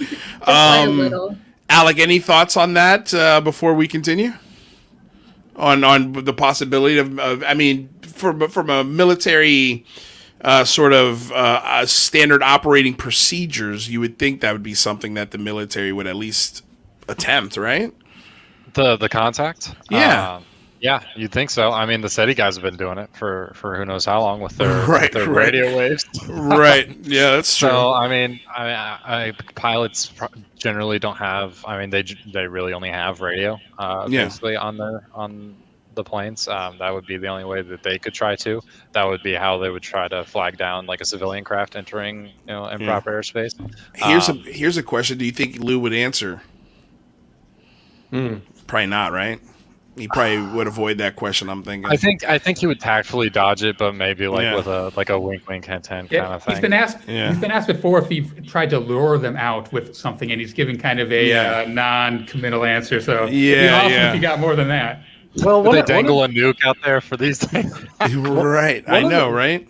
We have to also, whether you agree with it or not, or you're into it or not, or think it's real, the government has spent tons of money and keeps on staff remote viewers, and they've actually awarded them medals and awards for helping them with tactical missions and finding missing and abducted people in special forces missions, and been able to, and they've reported that those events have come back as helpful in them completing the mission. And they've used remote viewers to try and solve this UFO UAP problem. Like Ingo Swann writes that in his book, that he was taken by special forces groups up into the mountains to try and remote view and telepathically connect with these certain craft that appear at certain times in the mountains up in Washington State, and different things like that. And whether you agree with it or not, it's part of the military's programs to understand psychedelic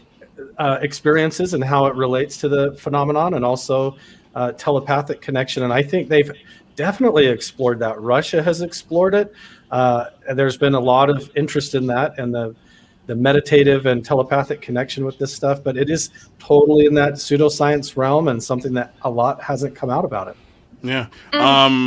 Sorry. Go ahead, Cristina. And coming back to Lue and having asking him questions, Lue watches really closely what's being dropped in the public domain. Questions we could want to ask this week could completely change next week because of the fast rate of new videos and information coming out. And June is almost here. So yeah, no, it's almost here. Also, it's like sometimes the questions get asked before you get to ask them. That also happens too. But yeah, it seems like I'm so curious to know, is he pissed off It looks like he's pissed. It looks like he's annoyed. He's gotten a little ornery when it comes to answering some of these questions, when it comes to the Department of Defense, when it comes to Susan Goff and the back and forth that they've put him through as far as whether or not he was part ATIP or he was or wasn't. It's a ridiculous back and forth, and I feel like now he's lawyered up. You know, he's lawyered up, and it seems like, you know, he's put out there that if this was any other situation, he'd sue the shit out of him. That was a quote, and he also has said that running for Congress, like, he's gotten very, very ornery, very just like, I'm short. Especially, I think you're right, Alec, when you say he likes the long form conversation. He likes to be able to breathe and maybe not have the pressure of network TV, because network TV sucks. Like, trying to get your point across in 3 minutes is a terrible format. But he also knows what's at stake. He knows the difference that he's making, and you know, he's in no nonsense mode. He gives it his all, and he's doing as much as he can. Real quick, Artemis Koskinen. Artemis Koskinen, happy birthday. Thank you for being here. I think this is the first time I've seen her in the chat, and she's spending her birthday with us. That's awesome. Oh my God. Thank you so damn much. That's so nice of you. And then we got a $4.99 donation. Will you take? Yes. I mean, like, yes, we will be taking super chat questions when Lue Elizondo's here. Absolutely. Absolutely, yes. So definitely be here for that show, because if you're sending me money, we're going to do everything in our power to get that question in there. I have a feeling it's going to be a very popular show. We're going to try and get our questions in there first, but yes. Please don't miss it. Let's see here. Okay, cool. So what was I going to talk about next? I can't remember. Can we mention how he did poke at Greer a little bit, dropping the comment about the flares dropping and somebody going? Yeah, I've got a good question about that. He is becoming, but he still won't say his name. Yeah, and I wonder at what point is he? You know, like, he probably doesn't want to give it attention because he doesn't. I know, but isn't it important though for him to tell everybody who these charlatans are? Like, call them out by name so that people are aware. You know, why let people fall into these rabbit holes that are really not useful? He's not the type of guy to throw stones. Right, but then again, I mean, I don't know about that, Cristina. Yes, he is the kind of guy to throw stones. If anything, if you throw a stone at him, he's going to come back at you with a lot more than a stone. He was a bouncer on South Beach. This guy doesn't take any shit, and he's biting his lip. I think he's biting his lip, and it's been very hard, and that's what I'm saying. In him getting more ornery over the last few weeks, like, his answers are getting shorter. He's getting a little, you know, you could tell, like, he's not happy. He's frustrated, and he's reached this wall. But the cool thing is that it's working. It's working. Maybe Greer is trying to bait Elizondo into some sort of legal slander claim to try and tie himself to the whole bigger story and make himself more relevant. Maybe, and that's a good ploy to sort of avoid saying anything about him. But just ghost him. You know? Yeah, no. Well, that's what he's been doing. But I mean, I'm curious to know if I have a feeling, and I said this last week, I have a feeling that that's what's going to happen to Greer. Is someone's going to slap his ass with a suit, because he's saying a lot of crazy things. But he's not only just saying them about people, he's saying it about our government. He's saying that our government is in a conspiracy to kill us under a false flag operation. He's not the first person to do that. No, but he is the first person to do that with that kind of following and that kind of, you know. Alex let's look at that a couple of times. That's true. No, yeah, I'll give that. War of the Worlds? Yeah. What do you mean by that? Well, it's the same kind of concept. The Oswald, right? That's his name? Oswin? What do you mean? The guy who was speaking on the radio, right? Orson Welles. Orson Welles. Thank you. Yeah. He had the same kind of following, and he created a lot of panic. Yeah, he got in a lot of trouble for that too. He almost didn't have a show ever again because of that. Real quick, Billy Pemberton, another $9.99 donation. Thank you so much, Billy. You can tell Lue is not happy. He said if this whole disclosure doesn't go the right way, he will start tearing up furniture. Did he say that? I don't remember. I don't remember him saying that, but yeah, I mean, no, he said. I hope he's got a lot of furniture. I wrote that down. He did was he? Very. In Max's interview. Yeah. I must have missed that. Well, in what context did he say that? Well, so he's saying that he's taking the path of least resistance in kind of addressing all of this, and that's kind of the path that he's going for now. But he said if it doesn't go well for him, he's ready to smash things up and go after Greer. Was the implication that I got. That sounds like what he's about to do. Here's a $5 donation from Alex Garcia. Greer's getting angrier as he's displaced by Elizondo, Mellon, and Corbell. He's now out of the loop where he held a heap of clout, and now he's getting left out. And maybe he's getting a little FOMO right now. You fear missing out. Like he sees all of this stuff coming down the pipe, and nobody's saying Stephen Greer when they're talking on CNN, The New Yorker, CBS, and right. Maybe he's getting a little like, oh well, what about me? I did this.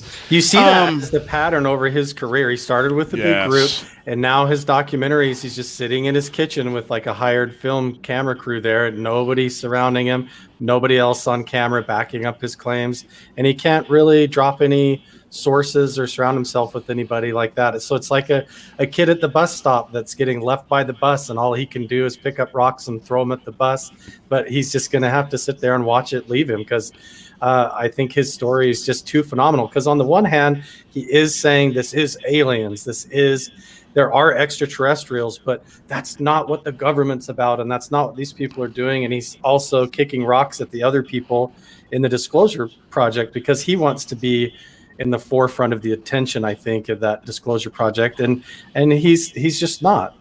I see Greer as a sinking ship, and I see all of the rats leaving the ship. And we just got to be careful about those rats fleeing the ship. Like my concern, and this is something I want to talk to Lue about, is I guess maybe I'm just, and maybe someone in this chat can correct me here, but I am learning about Daniel Sheehan and sort of his career. My concern is he was hanging around and doing legal work on behalf of Stephen Greer for a very long time, it seems like. And I'm wondering, is that a conflict of interest, and why he was so... I mean, I guess a lawyer will go to wherever the paycheck is, but like, why would you offer your legal service, especially if you don't need the money? Why would you offer your legal services to someone who is knowingly dishonest? And that's putting it nicely. Maybe it's all about perspective. Maybe he doesn't believe that he is dishonest. Okay. What are you saying? What are you saying? Rather, you're sorry. I think his quote was that they have different opinions, but they're working together for disclosure. So yeah, he doesn't agree with Sheehan. For sure. No, I know that, but I'm just curious as to why Sheehan though. Like, if you had access to the world's best attorneys, and Sheehan, is he one of the world's best attorneys? I don't know. Is that a crazy question to ask? I just feel like with all of the resources you have, wouldn't you pick an attorney that's not tied to Stephen Greer? You know, like from an optics standpoint, does that look good? I think you make a great point. Elizondo, I think, did kind of talk up him as a great lawyer, but yeah. There's more than one great lawyer in America, right? No, there's a lot of great lawyers in America, and I just figured, I don't know, maybe... I know Sheehan has an expertise in this sort of disclosure realm because he helped organize and legally represent the people within the Disclosure Project in that mock-up senatorial, Senate hearings or whatever. And he was there. I heard him speak. As a matter of fact, man, I really, really wish all of you, if you haven't seen it, go back and watch the citizens hearings that Jeremy Corbett is putting out. I think he's releasing one video a week, and it is a really, really great window into what congressional hearings would look like. At one point, Sheehan was talking so much, one of the former senators was like, stop talking. Break it down for me in a simple term. Like, I just don't understand. Like, if that's what a former senator is doing to him in a hearing that's 6 or 7 years old, maybe older. I think it's older. Like, you know what I mean? Like, I just don't understand. I'm very curious about that decision. Very curious about that Sheehan hire decision. Sears, what do you got? Yeah, I don't know. I don't know much about Sheehan outside of, he was involved in some of our nation's very large complicated legal cases. Iran-Contra, Pentagon Papers, just to name a few, which are First Amendment stuff. It can be kind of just the, lawyers go where lawyers go kind of thing, where he'll rep whoever's kind of at the top of the disclosure fight right now, I guess. Well, let me ask you this: being in DC, good lawyers in that town, I'd say, are a dime a dozen. Kinda, yeah, but not necessarily all of them want to touch this subject right now. Still, just because of the stigma and their. Well, but what if they're not? I mean, it's interesting. There may be a history there between Lue and Sheehan that we are unaware of back when he worked at the Pentagon and had some involvement in some of these previous cases dealing with the Pentagon. And so it seems like Lue is one of those guys who, has based a lot of his decision-making on personal trust and experience with people. So maybe there's a history of a relationship there that we're not aware of.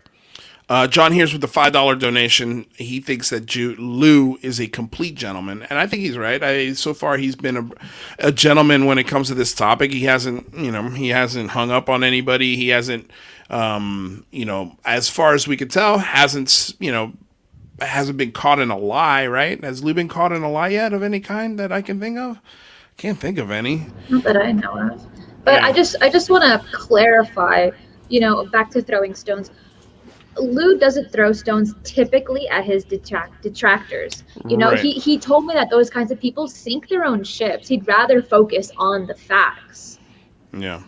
No, that's a good point. And I mean, I think you're right. I think at least from a public standpoint, he's not the kind of guy who's going to throw stones first or be seen throwing stones. But behind the scenes, I promise you, he's gathering a bag of stones. Like, he's gathering a bag of stones. He's going to do something. I just have a feeling something legally is coming down. Well, he's a counterintelligence officer, right? So when he sees an attack, what does he do? He goes and gathers intelligence. So he's going to know everything there is to know about Dr. Stephen Greer and, whatever this time. I mean, dude, I feel like all you would have to do to end Stephen Greer is point some sort of financial institution, say, I don't know, the IRS, and say, hey, could we get somebody to look into this guy a little bit more and see exactly how that money's being spent and how he's claiming it is as a business? And I have a feeling that the crossing the T's and dotting the I's in the Stephen Greer checkbooks and businesses wouldn't be up to snuff. That's just a feeling. I mean, then again, if you want to see why I have that feeling, go check out Tim McMillan's in his Twitter feed. He breaks down Stephen Greer's expenses very nicely, and it's actually quite shocking. So, go check it out. So, God, what was another thing I want? Oh, here's what I wanted to talk about. We are getting a UFO story on cable network news every single night for the last, fair to say, week and a half, 2 weeks, almost 2 full weeks. What do you guys think of that? Like, this is what we wanted, right? Like, look at everybody's smiles in this chat. Like, this is what we wanted. This is the conversations that we wanted to start being had. Do we wish? I'm sure there's a lot of critiques on how the media is doing with this, right? Because especially anyone listening or watching this show probably salivating. I'm like, oh my God, I could ask a million better questions than Jake Tapper or whoever it is. And I have it's going to take them a little while to get there. But what do you think? Do you think they're getting there, but do you think this momentum is what's the word I'm looking for? Going to have a domino effect? No, not so much a domino effect, but do you think it's going to stay consistent? Do you think it's going to keep going? If so, do you think the coverage is going to increase, or do you think the coverage is going to stay about the same, or do you think they're going to just slowly stop talking about it? Because I have a theory that part of the reason why they're talking about this a lot is there's nothing else happening in the world right now that is as interesting as this. I mean, we just had the Palestinian and Israeli, or the Israeli and you guys know what I'm saying. That whole conflict is coming down. It's starting to settle out. There's no, we don't have marches every day. There's nobody putting up fences in front of the White House. There's no Twitter account to pay attention to. There's nothing in the news that is constantly, you know what I'm saying? Knock on wood, hasn't been a mass shooting in a while, like things like that. Like, and so this is like the perfect breathing room for this topic to live, and it's happening because the news stations are going, oh shit, we got nothing to talk about, let's fill 10 minutes about the UFO stuff or whatever it is. And here's the thing, it's we saying this in the pre-show, it's probably their most, like, I would venture to guess that Joe Biden's most viral moment in his first 150 days as president of the United States was him answering the UFO question. Or dodging it, right? Or dodging it. Dodging it. But I'm saying, like, being asked and that response to it, I guarantee was shared on Twitter, TikTok, Facebook, and YouTube way more than any other press conference or thing that guy said in the last 150 days. Is that a crazy statement? No, definitely not. Because right after that, they start bringing up Obama on the Tonight Show or the Late Night Show, and it's getting all this press coverage, and I don't think it's going to stop until the report comes out next month. I think it's kind of cascading up to that, all these news networks at the top at some level can be connected in a way under these entertainment umbrellas and these larger corporations that own a lot of these trickle-down news networks. So when one of the major news networks covers this, it's going to cascade down into all these other sub-ones that are really owned and operated by these bigger corporations at the top that kind of overarch that. But I think getting the news up there at the forefront and having it trickle down is being followed up because there is so many witnesses that are credible coming out of the military. It's not just Lue. You've got Sean Cahill. You've got all these other people coming forward and stepping up. And so they have a whole circle of guests that they can bring on to collaborate on the story and to confirm these different incidents, as well as Jeremy Corbell and George Knapp coming out. And so I think there's just more people coming forward with credible sources and to back up the footage that we're seeing on the news. And usually it's just some guy on the street claiming he saw something, like somebody that survived a local tornado or something, and it's not that credible. But this is another level, and it all seems to be leading up to the report coming out next month that is supposedly going to hopefully contain a lot more information. I mean, I completely agree. Yeah, I'm sorry, I didn't mean to cut you off. Is there anything you want to add to that, or just that? I mean, what Carl said, I was going to say, so I'm so happy that you nailed it. But I mean, on top of that, all these news medias are covering this. I mean, just today, I posted 3 videos of UFO news. Can you name which 3? Yes. Well, and where to find them? Oh, Cristina? Yeah. So you can find them all on the Paradigm Shift UFO channel. But I just changed the YouTube name to Cristina Gomez, make it easier for everyone to find. Hell yeah. But there, I really try to focus on all of the news outlets and post them on YouTube so you can find them find them all in one place whenever they talk about the UFO UAP topic. That's awesome to have, by the way. I think that's a great idea, and at some point, I think I might borrow that from you because I think it's brilliant. Like, I mean, I think that's.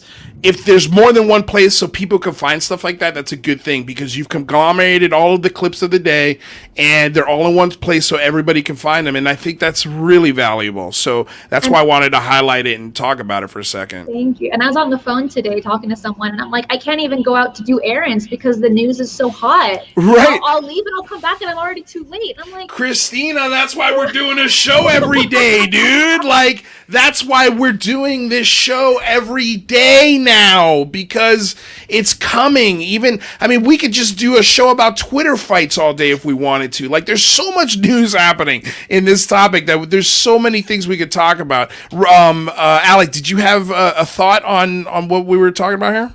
So I have one thought on the Biden viral moment when he kind of dismissed the question on UFOs. I don't know if that specifically is going to get a lot of attention, but while we were talking here, I just did a quick search up of the 60 Minutes YouTube account. So they posted the videos of the full 13-minute video of the segment on the Navy pilots describe their encounters with UFOs. What and kind of like the past month, what do you think on the 60 Minutes YouTube channel is the highest viewed video? Like, how many views do you think? Oh, I don't know. I think, how many subscribers? Give us that. 1.1 million subscribers. And which video are we guessing on has how many views? Just like the last month or so. Like, what do you think is like the out of all of their videos? Yeah. I'd probably say at most, 10, 15,000 average on some of their other videos. And go ahead. A little higher, 20. The top viewed video, aside from the UFO video, in 60 Minutes in the last month was an interview with Secretary of State Antony Blinken. 530,000 views. Mm-hmm. The UFO video, 6.4 million. This topic is trending, and it's trending so hard, to a big reason to why all these news media outlets are covering this topic, because they want to touch on topics that are trending. Here's what's the most important thing about what you just said, Alex Sears. They had a meeting, I promise you, at 60 Minutes about that statistic right there. We got 6.9, you said? I just closed the tab. Just say 6.5. We'll say 6 million. 6 million views. 6.5 million views on something that we released 2 weeks ago. And it's done more than our entire channel combined. I'm telling you, that's what's going to move the needle. Because as soon as they can see, oh shit, this is advertising dollars. It's just like the marijuana discussion. I always go back to this. But it's like the senator in the state can see, oh my God, this is a cash cow. We can fix so many holes in our budget with this marijuana issue if we just call it medical marijuana and make it legal for everybody. Oh, that's how we'll do it. That's how we'll politically sell it. Medical marijuana. And now they've got a budget so big in their states because of medical marijuana, and they're looked at as like trailblazers. That's why that video, that 60 Minutes discussion, I think this is gonna be an everyday thing. Don't be shocked if you start seeing UFO like sections, dedicated sections, if not every day, once a week on one of these networks. I promise you, this is gonna happen. I mean, Cristina, you just posted a panel discussion on Fox Cable News. Fox 26 News. What city was that in? It doesn't matter. It's one of those Fox local news stations. The panel looked exactly like what we're doing here. And they were talking about one thing. UFO. They're taking it seriously. Taking it seriously. And the panel came out of that discussion going, we should be asking the question, Like, this is something that science should be looking at and we should be getting answers on. And that's exactly the conversation we want to be had. And that's why I don't think this is a, again, just to back up what Lue is doing, like, this is not a psyops. Like, these conversations that are being had on these kinds of levels are going to have repercussions that if you're lying, you better have a really damn good lie, because there's going to be a lot of curious people. And if you give them at the end of this story, oh, it's weather balloons, you're going to piss off a lot of people. 6.4 million people that have, I would say 90% of them have never been exposed to this, that watched that program. Easily. That means that, let's just say on the safe side, 5 million people watched 60 Minutes and shared it going, you need to watch this. Oh my God, you need to watch 60 Minutes. And here's the link. Like, that's the ferocity that you get 6 million hits on. You know what I mean? Like, that's exciting. That should get your blood pumping, dude. Like, that is awesome shit. Like, we're here. It's here. It's here. That has a big ripple effect too, because when you realize big time, these news agencies, they're funded by that advertising revenue, and that has to be backed up by the views and the viewership and the ratings. And those advertisers that come and see that, and they see where those views are coming from, it cascades into the private corporations and the types of advertising they do, and it's going to create a whole wave of awareness around the legitimizing the conversation.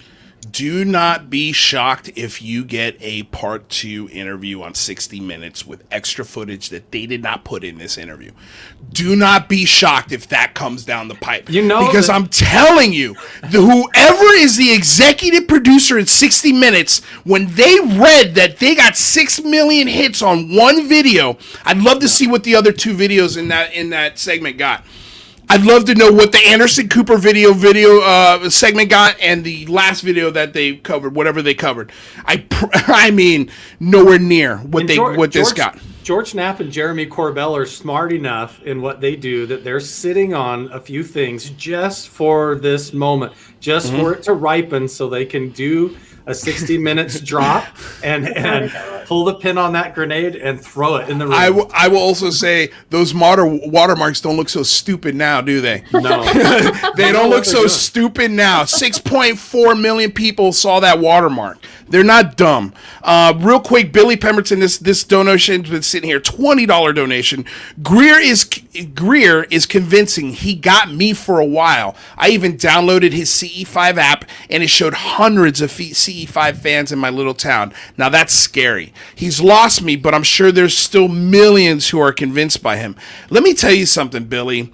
I love the vulnerability of this comment, because you want to know something? Greer had me too. Greer had me too for a little bit.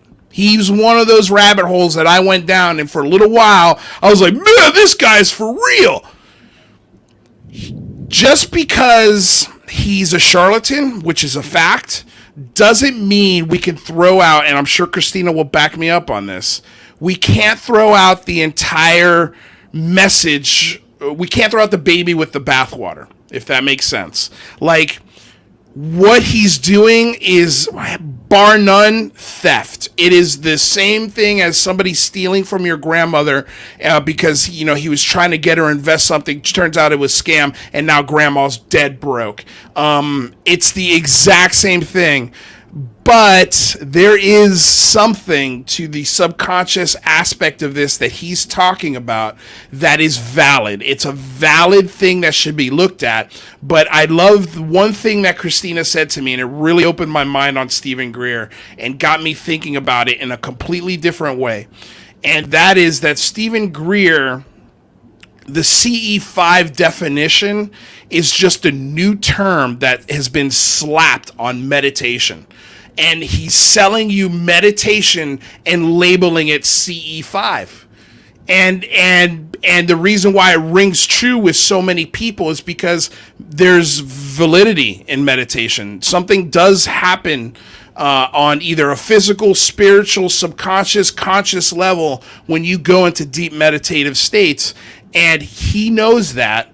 And just like a preacher or a cult leader, he's picking it up and he's running as fast as he can because he wants to fill those bank accounts as fast as he can because he sees he's sitting. It's strike while the iron's hot. But now that you've got Lue Elizondo, Christopher Mellon, Alex Dietrich, all of these pilots and government officials and news programs talking about it, and not a mention of Greer, and any single one of them has got to really be freaking him out to a point that he's making, half-hour diatribes that make zero sense and have nothing connected to facts. So I love that comment. Thank you so damn much for sharing it, because I'm sure there's people on this panel as well that have fallen into those holes. And I'm glad that you're here at this channel, because we hope to help get people out of those holes. We hope to bring people back to the terra firma. The starting point of this conversation always on this channel is that there's objects in the sky. The Department of Defense, the Navy, and our pilots, highly trained Top Gun pilots, have chased these things. We know there's more data, more information that we are just not privy to yet, but there's senators talking about it. They're real. The objects in the skies are real. Not all of them are unidentified, a very small percentage, but they are there. They're there. They're fact. Now, past that, nobody on this panel is going to tell you what they are or what they're not.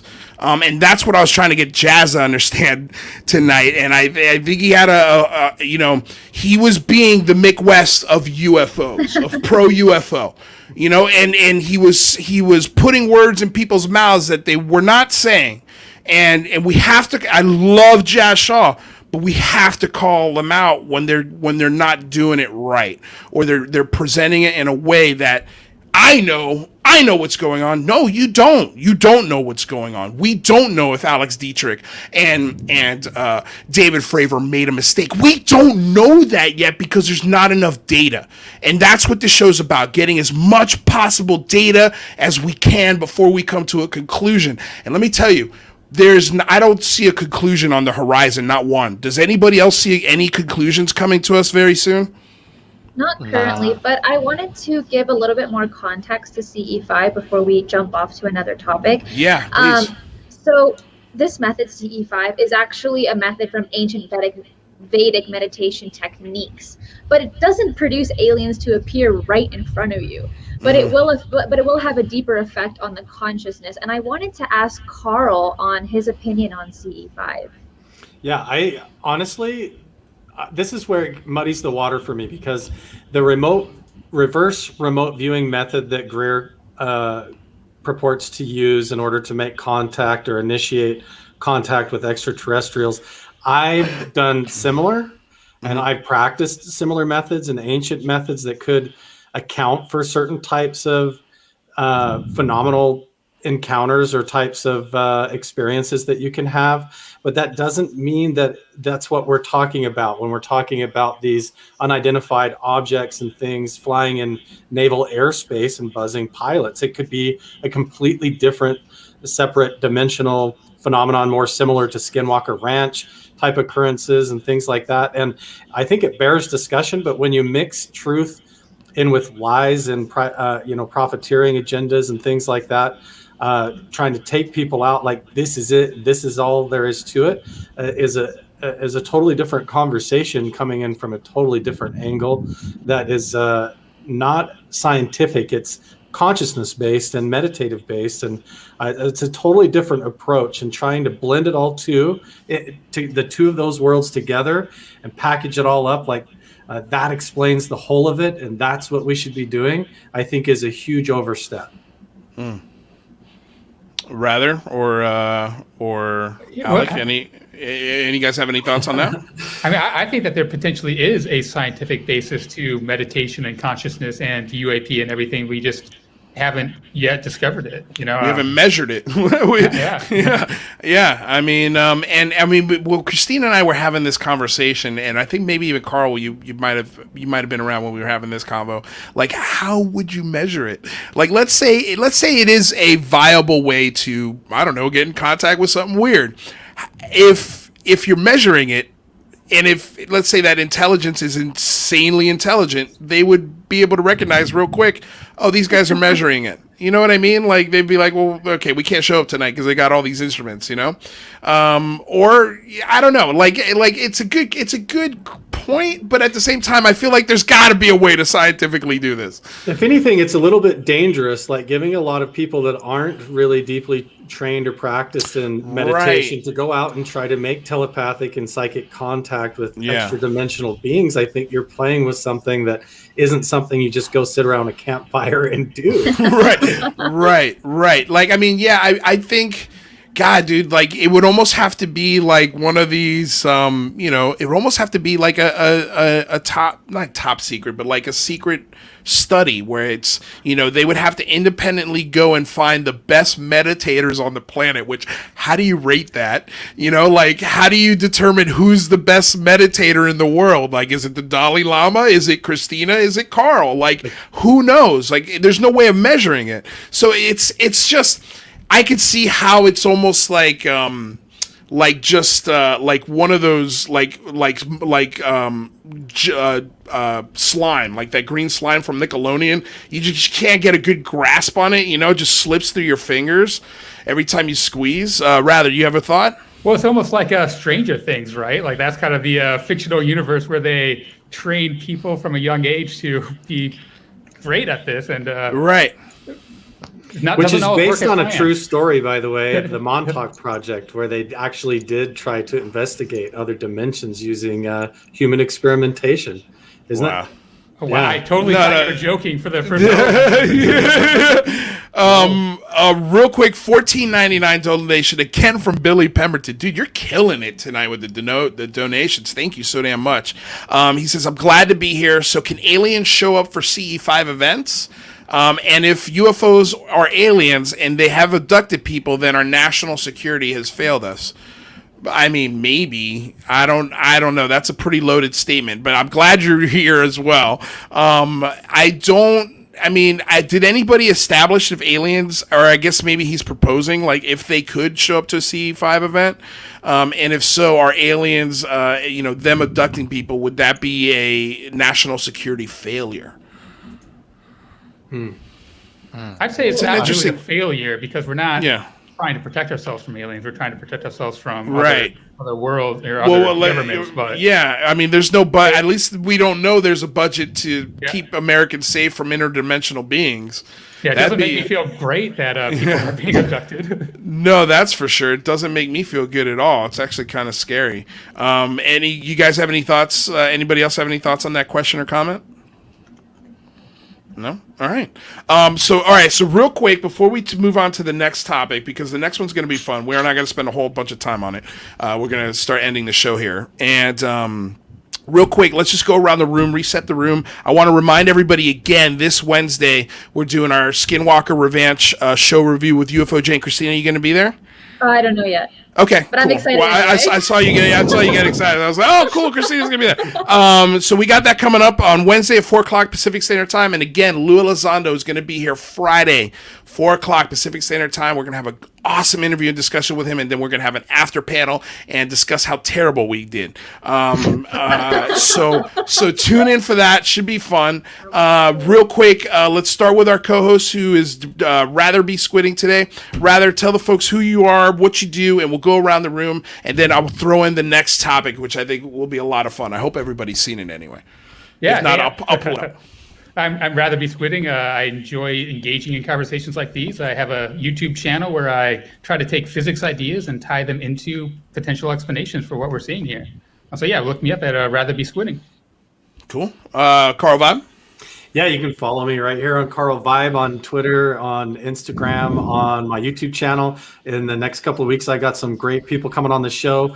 One of the leading remote viewers that worked for the government, who's actually lives here near my hometown, is I'm talking with him about coming on and discussing his involvement in actual government programs and missions and what he does as a full-time instructor at a remote viewing institute and working with the Gateway program, the Monroe Institute as well. So that's going to be fascinating. I'm totally going to bring up this topic, and I'd love to also have all of you guys come onto my show and introduce the UFO community over to my channel as well. So that'll be really that's going to be fun. Yeah, of course. Just keep us posted, and we'll share. And if I can be there, I'll be there. Let's do it. Alex Sears. Yeah, you guys can find me on Twitter at Alec_Sears. I write articles for the Daily Caller specific on UAP and the scope of national security. And I do have to give a shout out to Mr. Rather B Squidding over there because his videos are phenomenal. And he's drastically under-repped. I agree. I agree. Sir, I've sent your UFO poop videos out to so many people this past week because I send around that clip from Afghanistan to everybody that has asked me oh, we want to know more than just a 60-minute segment. So then I send them that little clip, and they're like, "What is this?" So thank you for your videos. Quick shout out for you, for sir. sure, appreciate it. And I don't know. Now that Alec recommended it, I'm going to have to sub to you now, Rather Be Squidding, because that sounds great. I just did right now. His channel is awesome, you guys. I've been catching up on it myself, and it's very good. There's a lot of weird stuff out there. A lot of weird stuff, and Squidding is the perfect person to cover it, let me tell you. Okay, so I'm glad. Okay, so thank you guys for doing that. We reset the room. Everybody knows what's going on. This was an interesting topic. Case for Infinity. Luis, I followed all the Twitters listed on this page. I didn't even know the Unidentified Celebrity Review had a Twitter till today. Well, we do. Check out the link tree in the description below. It's got my Patreon. It's got my Twitter. It's got my Facebook, my website, all of that stuff. And by the way, guys, just real quick, before we get to the next thing, we've got an executive producer. He's actually in the house. It's Alec Garcia. He's going to be helping us produce this show. There are a lot of changes coming within, let's say, 2 to 3 weeks. I'm going to say 3 to 4 weeks, just to give us enough buffer, because there's a lot of moving parts of this. But, man, this channel is about to get amazingly cool, and very sharp and very well produced. So we've got some killer things coming down the pipe. With something that you guys have been asking for is clips of the show. So we are going to have a UCR, Unidentified Celebrity Review clips portion on the YouTube channel, so you guys can share the clips, the best moments of the show. We're gonna have a brand new, we're rebranding the show. We're getting segments, we're getting personalities, and just fun ways to interact with you guys. I'm so damn excited. Can we just get highlight clips of nothing but Jazz screaming at people? I can tell. Yes. I will subscribe to that. Yes, because I can tell you that whole damn debate was a clippable moment, and I was mad. Yes, to have those clips on Twitter right now as we're doing the show would be killer, and that's what's going to start happening. So that's one of the changes that's coming, you guys. Among, of course, we got a tie. We're gonna work these in. Those are pretty much a standard thing now.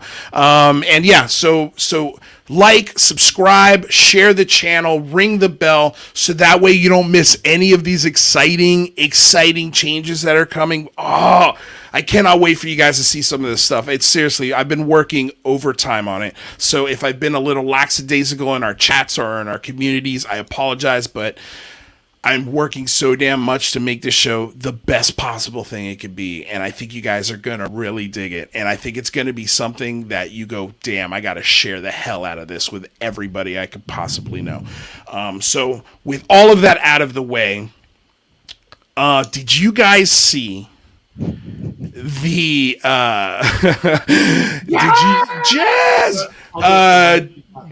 for Mike Jazz? Did you guys see this new trailer that dropped for a brand new Marvel's movie called The Eternals? It was, I think, the hottest sort of thing that happened on Twitter today. You haven't seen this, Cristina. I was like, no. Okay, I think you're gonna dig this. So let's watch the trailer. You guys want to watch this trailer? Okay. Definitely, right? Okay, so let me pop it up. Hold on a second. What am I doing? Jeez, Lou, come on. Add it to the stream. There we go. Okay, so here we go. You guys ready? Ready. Oh, here we go.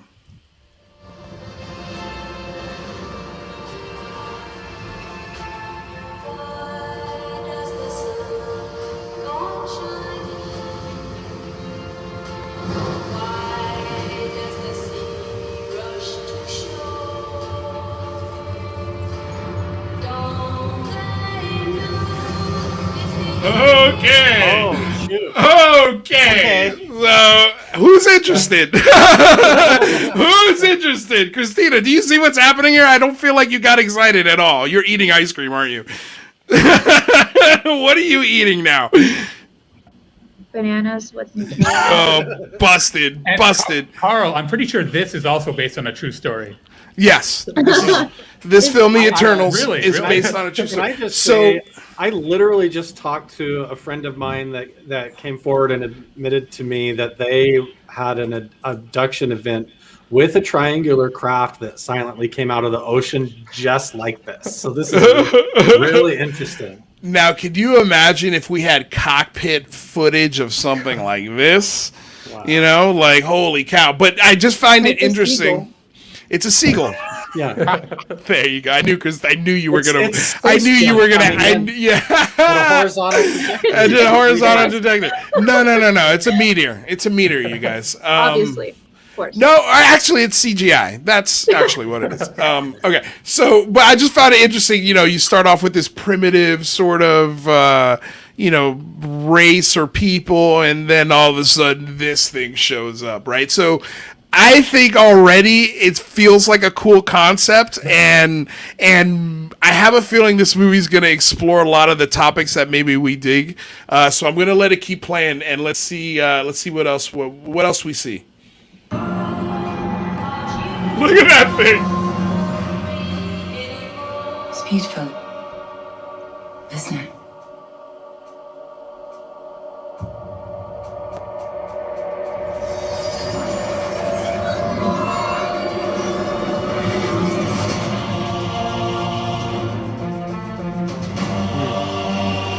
We have watched. Did you see that? Guided. Did you see that? So that was pretty cool. So I think I don't know a lot about the Eternals. I do like comic books, but I've never read the Eternals. I have no idea what the storyline is to this. But it feels like it's a bunch of gods landing on something like planet Earth and giving the people running water and, you know, all of this technology, and we kind of get this Ancient Aliens feel from this flick, right? Exactly. Yeah. It seems like it's stolen right from it. Right. I mean, Cristina, what do you think so far? Are you a big movie girl? Do you like watching movies? I feel like you're not entertained by this at all. No, I am. I'm really excited. Oh my god! What did I That say was so wrong? funny. You're just like, yeah, no, I'm really excited, and then Okay, you just so- left it there. I love watching movies. I just have very little free time. No, that's fair. That's fair. But let me ask you this: based off of the first 53 seconds of this, I'd you watch think- it, but Okay. at home, Okay. not in theaters. Oh wow, you were not. So why not theaters? Because the theaters are gross. Fair. She's actually fair. right. She's actually. Here's the thing. She's actually right, right. but it makes me Theater, angry. dude. I know it makes me angry too because I love movie theaters, Oh. but they are gross. She is like, you know, the seats in a movie theater remind me a lot of the seats in, say, a Greyhound bus. You know that pattern that those seats have. Those patterns are designed to hide gunk and dirt. And they don't get washed. and they don't get I know washed. what's on my couch. I don't know what's on those seats. You ever Christina, slap one of you those are seats so and see the funny. dust fly out? Christina, you're ruining movie Oh. theaters. I know you forever. Sorry. Yeah, it's such a. I mean, what generation are you part of, Christina? Is it Gen Z? I feel like your generation's going to destroy the movie theater. Hang on. I'm technically Gen Z too, and I love the movie theater. Oh, you love the movie? Okay, all right. Yeah, Okay, for, so like, maybe first there's some hope. dates, maybe, but that's as far as it's gonna get. See, I Like, think- that's gross after that. I think a movie is a terrible first date. Can I? Yeah. I mean, I fell asleep once.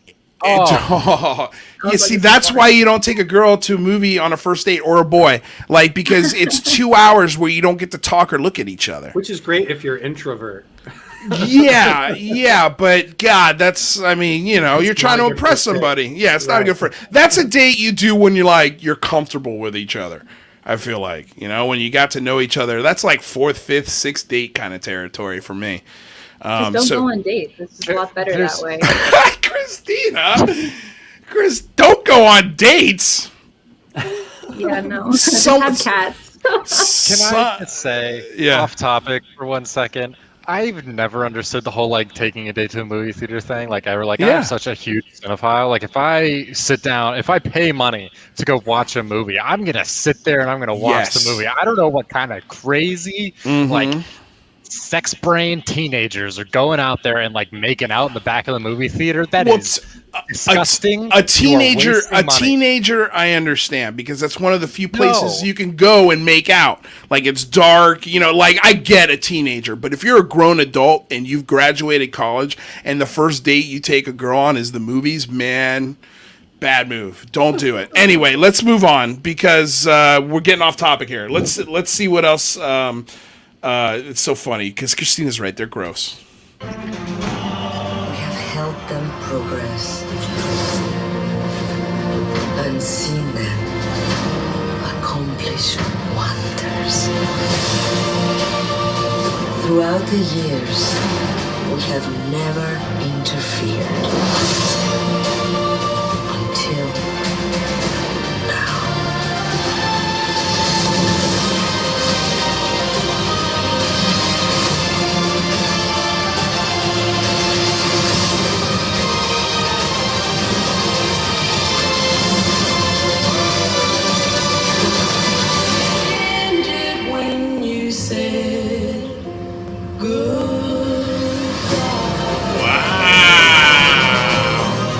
Looks pretty cool.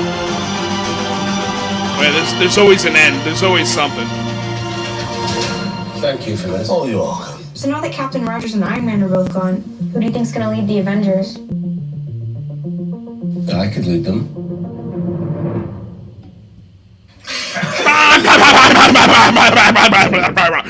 Nah, he can lead them. I don't know who he is.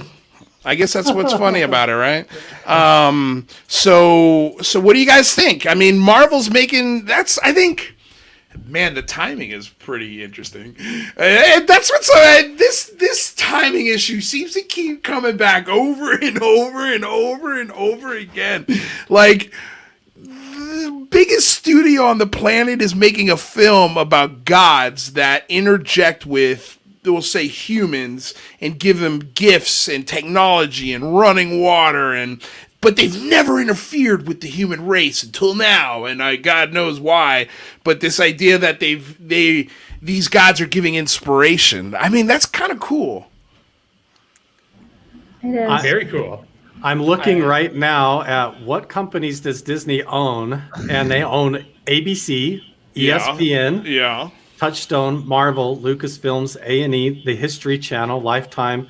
I mean, you wonder if they're timing all this as this news comes out. Like we talked about the umbrella over the top of a lot of these news networks. It makes you wonder if they knew that this was going to be big news dropping and had a foot on the inside of the door there. Yeah. What do you guys think?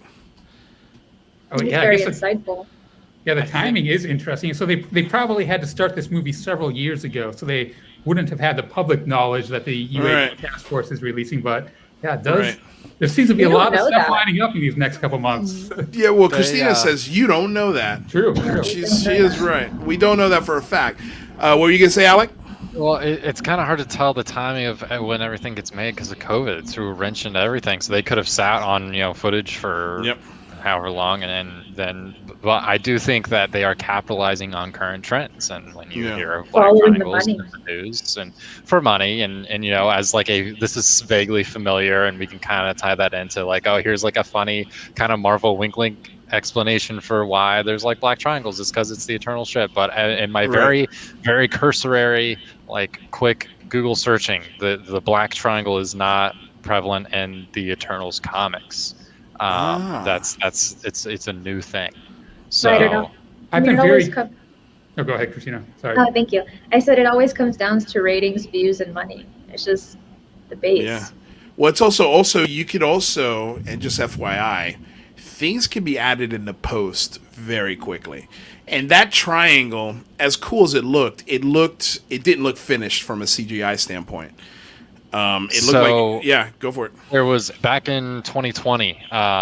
There was a Lego magazine, like pictures of the Lego magazine that leaked, and there is pictures of there's a Lego like design of this toys. Like black triangle ship. Yeah, so this was planned least long enough for them to create make a design toy. The Legos. Yeah.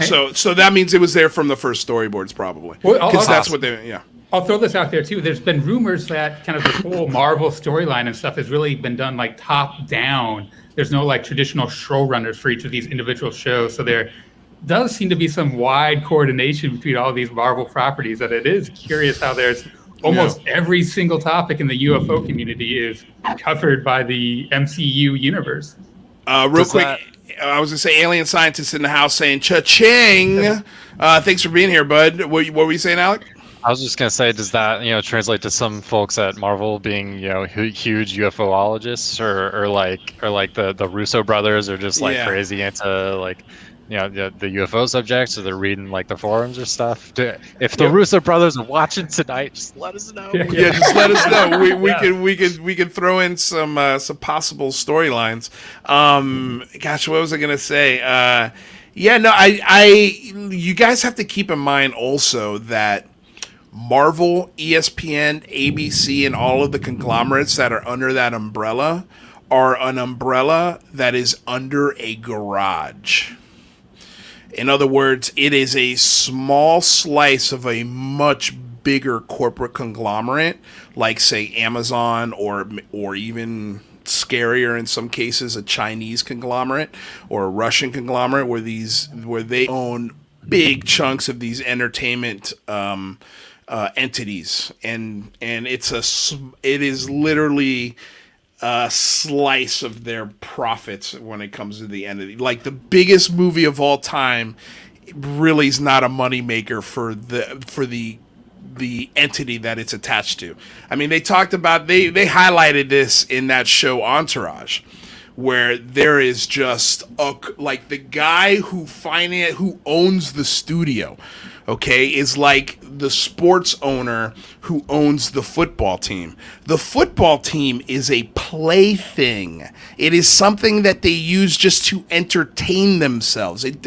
In rare cases does a football team make the owner actual money, and in very rare cases does the family live off of the business that the sports team makes. So like the Bus family owns the Lakers. That's one of the few families in sports that's it. That's the business. It's the Lakers. But every other sports owner in pretty much the world, they own like cruise lines. They own, real estate conglomerates. They own a bunch of crazy things that give them the money to go out in their backyard and play in their little sandbox that is the Dallas Cowboys, So that's the same thing with movie production companies. These are playthings for really, really, really rich people who just happens to be a comic book nerd. And he's like, oh, you need a couple $1 billion to build a 50 movie franchise? Yeah, all right, let's do it. I'll greenlight that. Go for it. And if they get a return, great. Awesome. But was I entertained? I think is the first thing that they always ask. We've talked on the show before also about Black Panther and the Wakanda story, and how the CIA and the government has, kind of infiltrated and influenced Hollywood, from shows to like Homeland to Argo, all of the Tom Clancy movies, Close Encounters of the Third Kind, and a lot of James Cameron films. Top Gun was directly influenced to the way that has been presented, the new Top Gun movie, by international governments.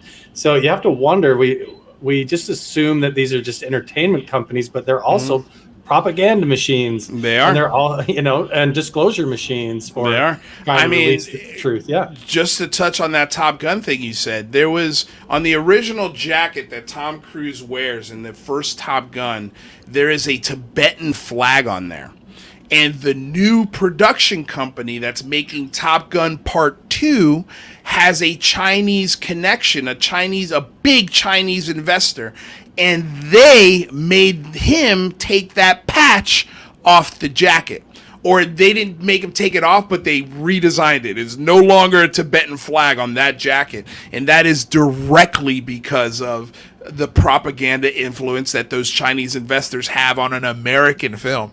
It's wild. It happens. The TV show Stargate, there's been actors and producers to that show that have been given like Air Force medals and awards for their portrayal of the Air Force and the Navy in that show.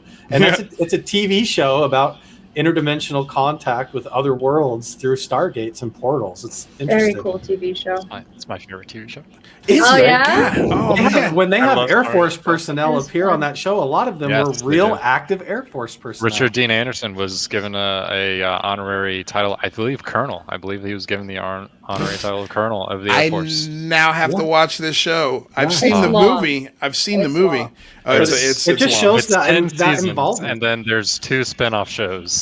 And Stargate Atlantis is the better of the spin-off shows, and that's my favorite. I love Stargate so much. Okay, so if I had to start with one, which one should I start with? You want to start with original. SG-1, yeah. Okay, all right.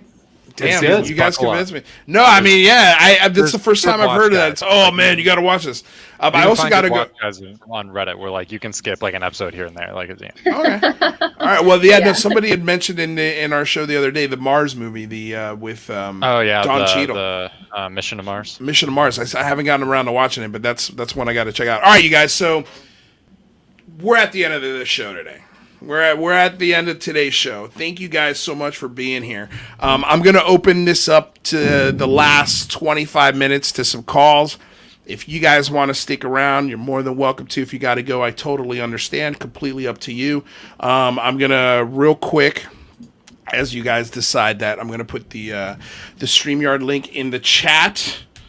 So give us a buzz. Call in if you have any questions or if you want to make a statement. Go for it. Just don't be naked. Be connected to Wi-Fi and turn down the volume on the show. So that way you don't hear an echo. So real quick, let's just go around the room. Everybody just remind the audience where they can find your stuff and yeah. Yeah, Rather Be Squidding. Find me on YouTube. There you go. Carl Vibe. Carl Vibe on Twitter, Instagram, and YouTube. Go check it out. Just type that in and you'll find me. Alex Sears. Alex Sears on Twitter. Alec_Sears. Excellent. Miss Cristina Gomez. On Twitter at Eyes on the Skies and on YouTube, Paradigm Shifts UFO Channel or Cristina Gomez. You can find it either way. Awesome. All right, so who's sticking around? I'll hang out. I got to leave it around 7, but I'll stick around. Cool. I got to go. You got to go. All right, you got ice cream and ramen noodles, and you got to be going somewhere. I hope you're going to impress somebody with that jacket and getup you got going on right now. No, it's actually prepping for Mysteries of the History. Ah. The new series look coming out. Yeah. So I am going to do some editing stuff. Can you tell us when that series premieres and what it's going to be about? Well, it's coming soon, so follow me on Twitter to find out more details. But it's going to be talking about everything under the umbrella of the supernatural, paranormal, or anything really out of this world. Talking about specific topics with a panel of guests, similar to how it is here, talking about mysterious. And will it be live, or is it's an edited show? It will be live, so it'll be very interactive with the community, nice. with their comments or questions or even their stories as well. Sounds also, awesome. guys, Cristina had a killer show with Sean Cahill for a couple days back.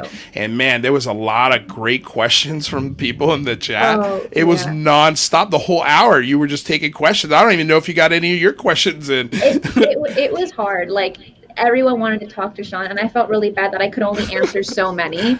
But he was so kind. Like, behind the scenes, he's a really, really very kind man. Yeah. Awesome. All right. Well, Cristina Gomez, thank you for stopping by, my lady. It's always a pleasure to have your perspective here on the show. And when's the next show coming?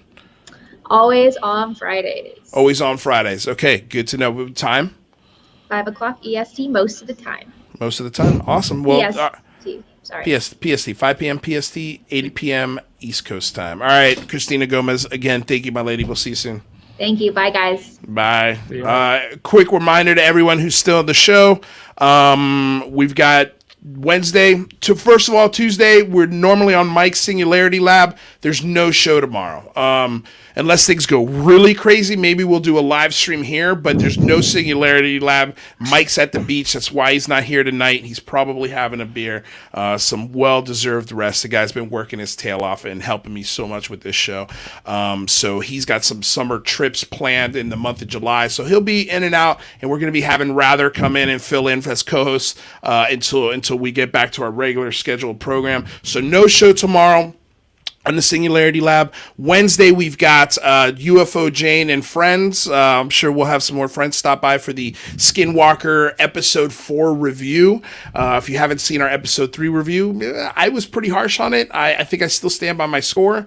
But, I mean, we are thoroughly entertained by the dragon and everything that is Skinwalker Ranch, so we will continue to review these episodes. And then, of course, Thursday, we're back at Singularity Lab with Mike's channel, which will be at 4 o'clock Pacific time. And then Friday, the big one, Lue Elizondo, 4 p.m. Pacific Standard Time. We're going to be coming out with schedules so you guys don't have to remember the days and times of the shows. All of this stuff is coming, you guys. We're going to be getting merch. We're going to be getting so much cool stuff. I cannot wait. Cannot wait to share this with you guys. So we don't have any callers yet, which is fine. You gotta highlight this comment. Which one? Case for Infinity. It's a little bit up. He says a CE6 actually summons Greer. I think that's hilarious. Oh my God, can you imagine, dude? Like if a CE, I would love the summon Greer. Man, I was asking this, dude. And maybe we'll just talk about this while we wait. If nobody comes, whatever. Let me put on some tunes too, because I always like playing tunes at the end of the show for you guys.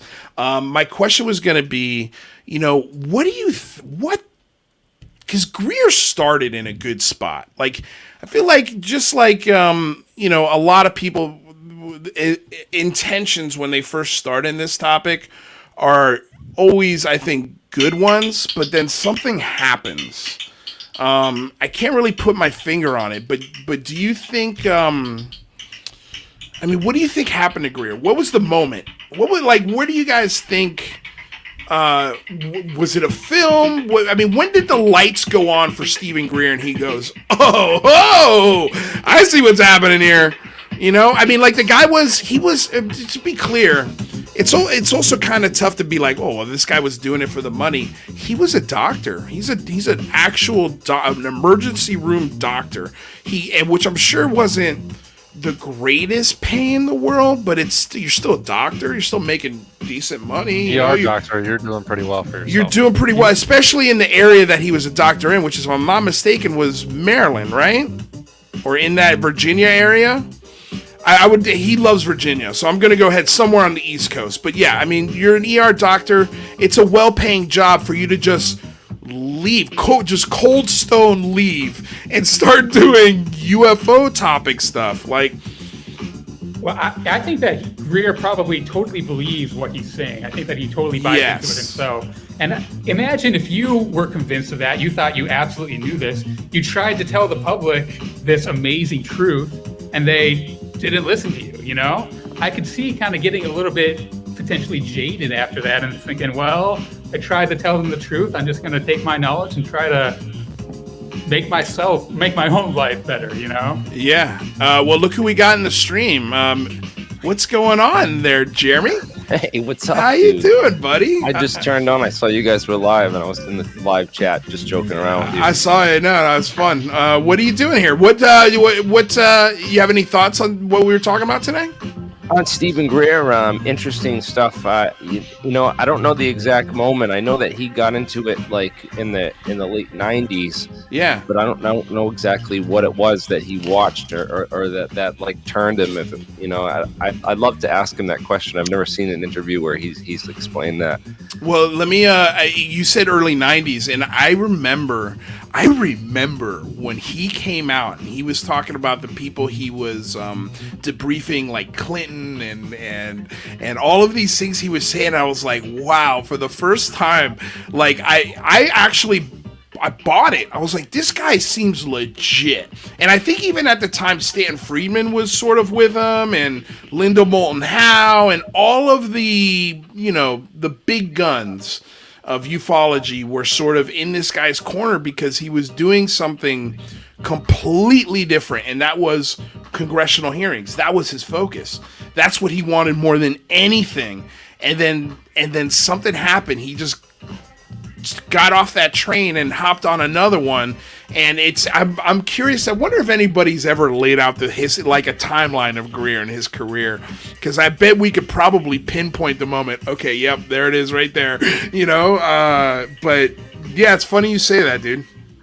I mean, the whole thing is he got a ton of money early on after Disclosure Project in 2001. Then he started that Orion Project. I know that on the website he claims that he raised over $1 million for funding for his own labs and his own pursuit of the technologies and stuff. Mm-hmm. And then, I don't know whatever happened to that. Right. And it's like, and I really like that's what motivated me to do the APEC conference and start trying to pull together, a group of these people that can try to reverse engineer this stuff.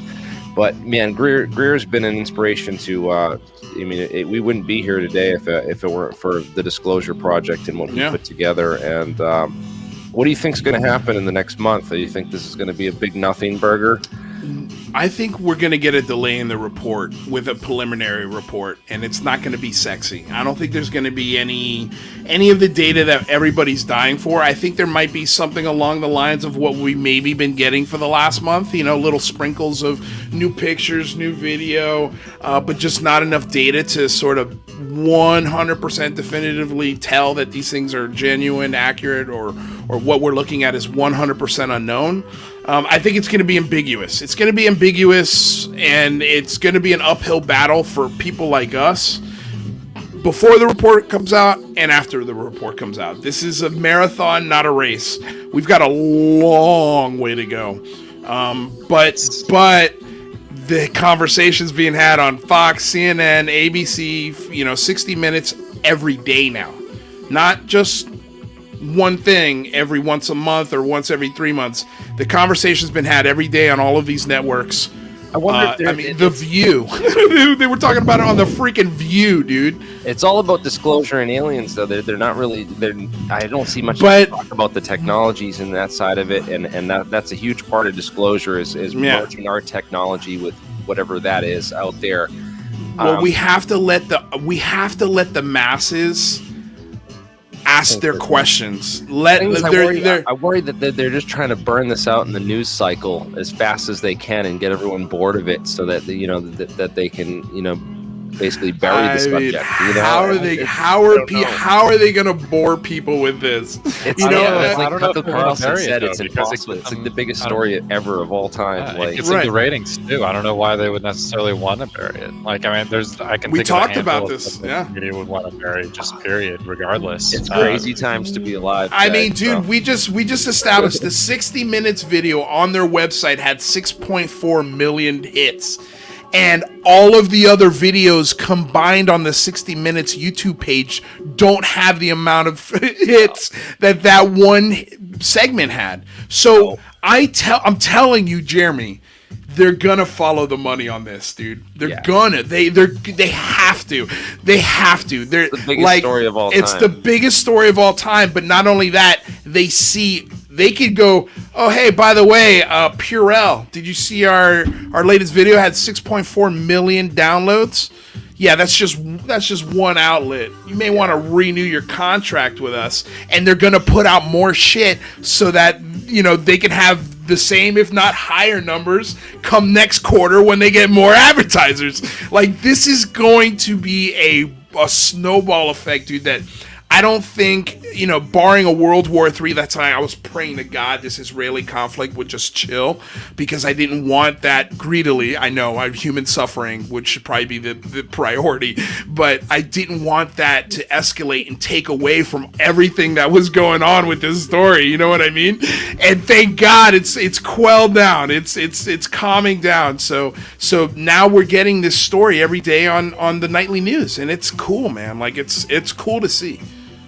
Well, that's cool, man. Hey, thanks for letting me jump on and share my piece. And I look forward to the next Singularity Lab that you guys host. And, dude. Keep up the Hey, great and work, alien man. scientists, I gotta take this opportunity to say, hey, thank you, man. You are the reason I kind of fell down this rabbit hole. I stumbled onto your YouTube page and your website a couple years ago, and everything from Edgar Fouché to Quasi Crystal. This is you got amazing stuff out there, and I appreciate it.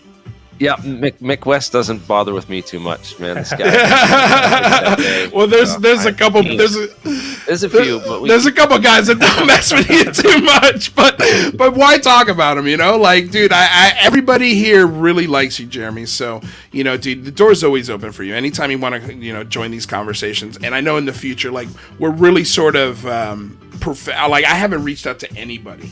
So, you know, just so you know, like, any guests that we have on the show have been pestering me for the most part. And thank God, because I've been so goddamn busy setting the vision of this show up and what we're going to be doing going forward. You know, and these conversations demand your opinion. They demand your viewpoint. And it's always a good one. It's an inspiration to me too, to step up my game with everything too. So yeah, seeing what you did and what you pulled together with the big phone home, I was just like, this is what we need: political activism to turn this whole movement into, like, you know, a push for disclosure, to a government transparency. It's the best. It's like, it's the greatest idea, man. And I'm thank you for putting that all together. Hey, man, you're welcome. Thank you for being a part of it and making people aware, helping me make people aware. Because like Rather said, dude, you inspire a ton of people, man. You know, I know that you're a controversial lightning rod sometimes in this field, because you got some strong opinions, brother. But you know, people do appreciate you, and you inspire people, and that's what the things that I always like to take out of your work is the inspiration, you know, because you I mean, when I saw Deep Prasad sort of geeking out over alien scientists being in the first Singularity Lab, I was like, that's cool, man. You know, like, I gotta get him on the show, man. Yeah. I want to see a conversation. Like, we have to do. Well, he's been talking to Eric Weinstein and Brian Keaton and all those guys, the physicist crew online, and I would love to be on a fly on the wall in those conversations. Well, I gotta get on that. You do. Clubhouse, right? Yeah. Well, you got it. Well, you get on we've been doing the Discord, the Clubhouse. I'm sure he's on a lot too. But dude, I would kill to see a show between the two of you guys. And if you can't make it happen, just let us know. Well, I'll make Mike make it happen, because I know he likes Mike a lot, and he likes this show a lot too. So, you know, yeah, man. Though that conversation was one of my favorites that has been had on the show. You know, we didn't even get into it. Yeah, like that was the coolest part. So dude, yeah, open door policy for you, my dude. And thanks for stopping by. Yeah, definitely, man. Thank you.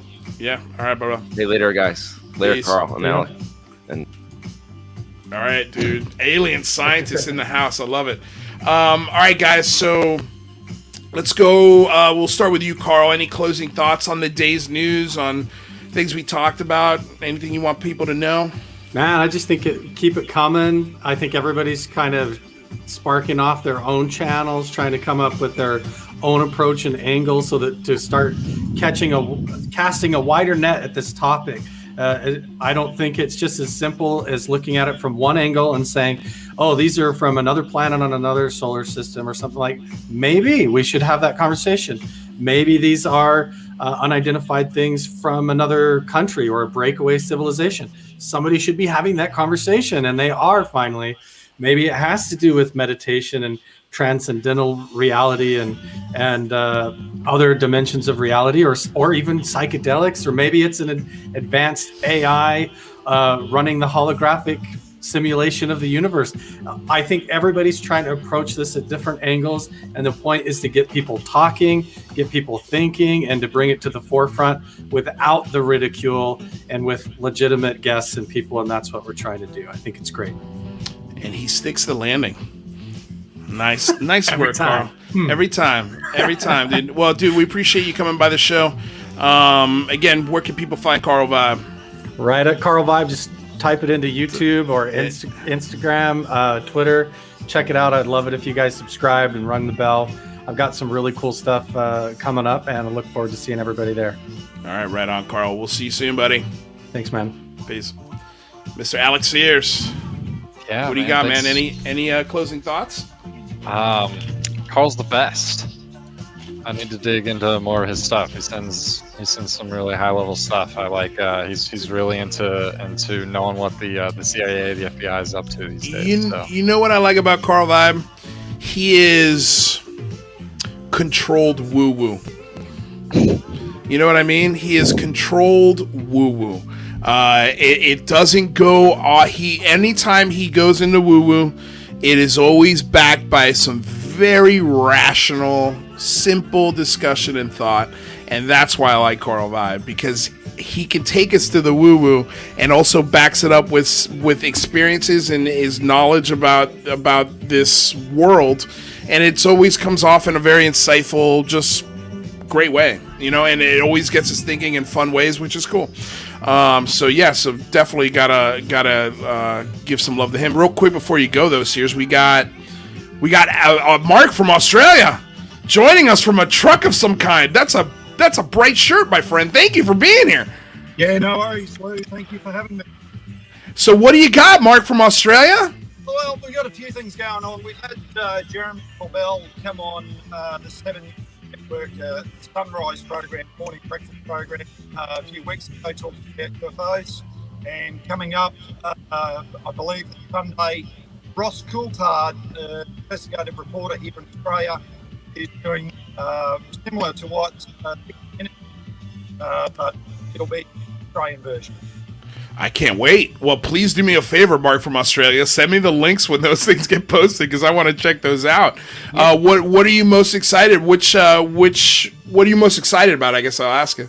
Probably just the reaction from people here in Australia. Yeah. I watch you guys more. So, for instance, like Jay in me. So I watch more of you guys than what I do of Australian TV. So yeah. I only bits and pieces of it. That's awesome. I love hearing that, Mark from Australia. So it's happening. It's getting out there. I was watching a program. I watched a couple of guys from America about electric vehicles, and they have a guy on there calls himself the Starman. He does a magazine, cartoon type thing. All based on Elon Musk, and they were talking about UFOs this morning on that podcast. So the message is going further afield than what you actually think. It really is. It really is. No, you make a fantastic point. I mean, the other day I was listening to a conversation between two chefs on a podcast, and the gentleman who wrote the New Yorker article, and it was an hour and a half long, and this is all they talked about, and the possibilities of it. Let me ask you, in Australia, how I know there's a lot of ufologists and sort of folks who follow the field out there. It's a big topic for you guys. How is all of this American, I don't want to label it American news, but a lot of it is coming out of here. How is it hitting you guys? Like, how did that 60 Minutes piece fare with, say, in your house? Like, did anybody other than you watch it in your household? How did they feel about it? Did you share it? No, well, I watched it on while I was at work. I'm in a lucky position where I get to drive around, listen to podcasts. Yeah. I don't actually. I tell a lie. I do watch a lot of stuff. Yeah. Unfortunately, I can't give you an answer. Yeah. But the topic is getting out of there, because I don't know how it's been shared on, social media platforms. I'm sure a lot of people have seen it. I think I retweeted it on Twitter or something. I don't know how many people looked at it. I just like to sit in the background and see what's going on. But the message is getting out there, changing from time to time, and it's only going to get better for all of us. What time is it over there, Mark? Midday. Oh. All right. Well, that's so you still got half a day left. Yeah, man. Yeah, I've still got lots of work to do. So. All right. Well, Mark from Australia, my man, thank you so much for calling in. It's such an honor to get fans to call into the show. I'm so happy you're enjoying the content. I'm so happy we could fill 3 hours of this job that you have with content that you could listen to and make your day better. Thank you, man. Honestly, call in anytime. It's the first time I've seen you as part of the show, whether it be in the chat or anything. So thank you, man. Thank you. That's all right. I used to sit in the background because obviously I'm at work, but I've sent you a few tweets. Did you get on to Melinda Leslie or Nicole Savage? There's great women in your following. You did, yes. I'm working on it. I've got so much going on. I promise you, the female voice will be highlighted in the coming weeks on this channel. It's something. It's the weak spot I see. It's something that I agree with you. And it's something I'm working on. I promise you, it's coming. We're lining up all of our ducks. Another lady, Jess Stephanopoulos, she's very well, those three ladies are very well connected with Grant Cameron, who is a very well-respected, long-time ufologist out of Canada. He just had that big discussion with Danny Sheehan and I saw that discussion. Yeah, no, I will. Were they both in that discussion? I believe they would have been there in the background. Yeah. Okay. Well, I'm gonna check out the ladies in that show and see if I could contact once I'm ready to do that. I don't want to be inviting people on the show and nothing's ready to go yet. Yep, understand, but Facebook, Twitter, they're all there. Hi guys, thank you very much, and we'll catch up with you later. All right, thank you, Mark. See you, boys. Bye. Hey, Mark.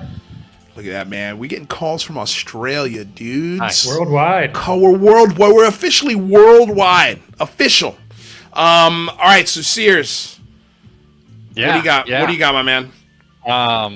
We gotta get the UFO pack guys to talk to you. We'll maybe do something a little bit. I'll shoot you a DM, see if we can work. That would be out. cool. What's funny is we were actually having that discussion behind the scenes. I seen a little bit of that. It's funny, and if you know those guys, we should definitely get them in here and start picking some brains and maybe giving some ideas. Because honestly, I don't want anything to do with it. I'm too busy.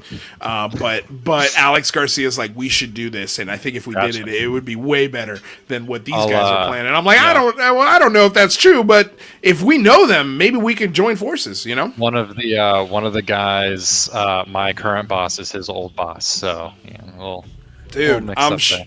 All right, well then we'll definitely get you in these production meetings, Sears, and the closer we get to sort of the relaunching of the channel, we will set that up. But anything else you want to let the people know before you go? Just follow me on Twitter. Follow him on Twitter, Alex Sears. You're on a great show. Oh, dude, you had a great show. I don't have a show. You have this show. No, this is your show. Yeah, it's partly yours. It's part of yours. You could call it your show. Well, dude, thanks for being here, Alec. I always love your journalistic mind and perspectives, my dude. Oh, thank you. Have a good night, gentlemen. Yep. See you soon. Yeah, Alex. All right, Rather. I got you 11 minutes over time. I'm sorry. No worries. This was an amazing show, a fiery debate, great panel. It was, thanks for having me. Man, talk about a first show for you, Rather. That first hour was pure fire. Holy cow, poor Rather. This is his first show. I didn't know Jazz was going to get that animated. That's some intense debating. Intense debating. Intense, but you did well. I thought we did as well as we could with the circumstances that we had. Andrew didn't seem to be too pissed. It seemed to work out good. No, Andrew wasn't pissed. And and we got Jazz to lighten up. He was laughing by the end of it. So I think Jazz is Jazz, and we love Jazz. All right, dude. Thank you for being here. Thanks for being the co-host today. Yeah, thanks for having me. Thanks for letting me co-host with you. It was an amazing experience. I hope to be back in one form or another, or else I'll be in those comments chatting with the amazing community here. I think you'll be back. Rather. Don't worry about it. I enjoyed having you here, and I can't wait to have you on some more. And yeah, I'm gonna let you go because I know you had to be out of here at 7:00. So, dude, thank you for doing this. This was a lot of fun. And Michael, watch your back. You can't replace Michael. He's great. I look forward to seeing him on Wednesday. But yeah, we can. Yeah, we can. I'm kidding. All right, dude. All right, Rather. Thank you. Catch me on YouTube. And see y'all. And I've got Rather's YouTube link in the description below, so definitely go check it out. All right, Rather, we'll see you Wednesday, maybe? I'll definitely be in the chat. All right, my dude. Right. We'll see you soon. Yeah. Later. Woo! All right, you guys. That was a killer show. I had a lot of that first hour was insane. Absolute insanity. If you're coming in late, you didn't watch the first hour of the show, do yourself the favor and go watch the first hour of the show because it was fiery.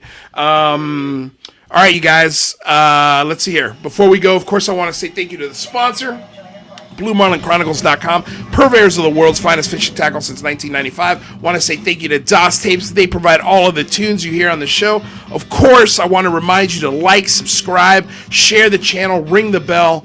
It's the best thing you can do to help this channel grow. Helps us get in the algorithms. You guys already know that, though. So if you haven't done that, please do. Check out my Linktree in the description below. There you will find my Patreon. If you are not aware of what a Patreon is, it's simply a donation tool. It's a way to help fund this show, help keep me off the streets and doing a regular job and make this my full-time job, because that's what I want to do. That's the goal, is to provide as much of this as I can to you guys every day if I can. So we've got a lot of big plans for the show. Don't forget Tuesday, no show. Wednesday, we've got our review of Skinwalker Ranch.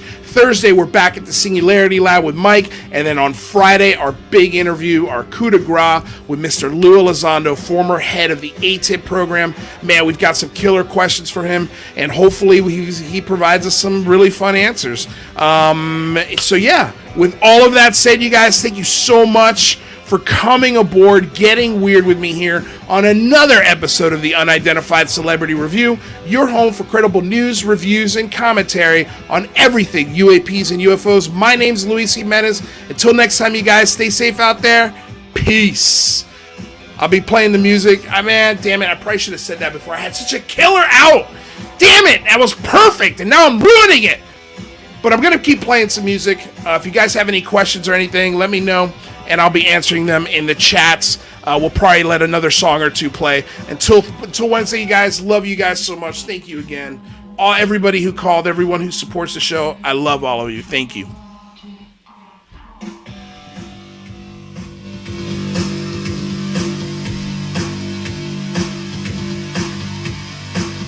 Oh, it's creepy little Pete! Pete! Pete's in the house! What's up, Pete? If you guys have not checked out the creepy little book, Pete does a show every single day, sometimes two shows a day. Esoteric, lore, vampires, UFOs, spiritual entities, all of the fun paranormal guilty pleasures that I love in this world. I love listening to Pete talk about them. Go check out his channel. It's really cool. He's got such a great look. Pete, I reached out to you earlier this week. I've been so damn busy. I promise this in the next day or two, we're gonna talk, because I've got some ideas for you, and yeah, it's gonna be fun. So creepy little book. Check out Pete's channel. Go subscribe to him. You're gonna start seeing his face, I think, on this show. If not, at least once, if not multiple times, because I've got some ideas for Pete. So go check him out. Oh man, thank you for being here. Thank you for showing the love, Pete. And I'm gonna put. Give me a second. I'm gonna. Look at this guy. Sounds great. Awesome, dude. I cannot wait. I'm gonna find Pete's link to his channel and put it in the description so you guys can go check out his channel. Just give me a second. I'll be right back.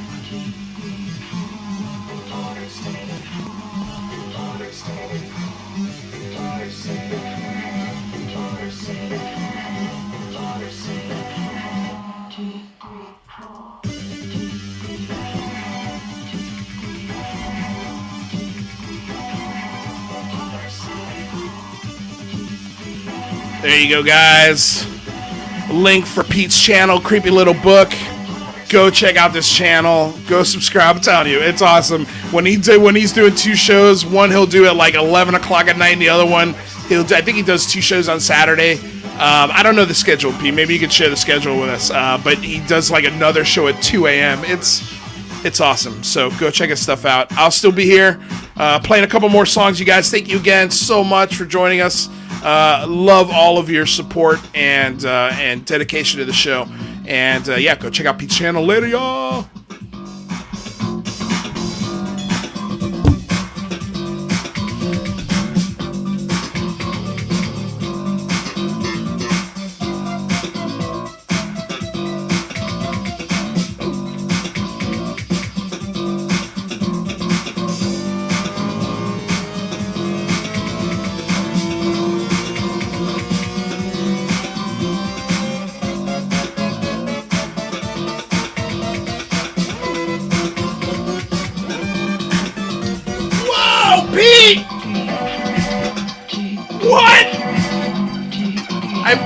Take off my tie and I come back to a $10 donation.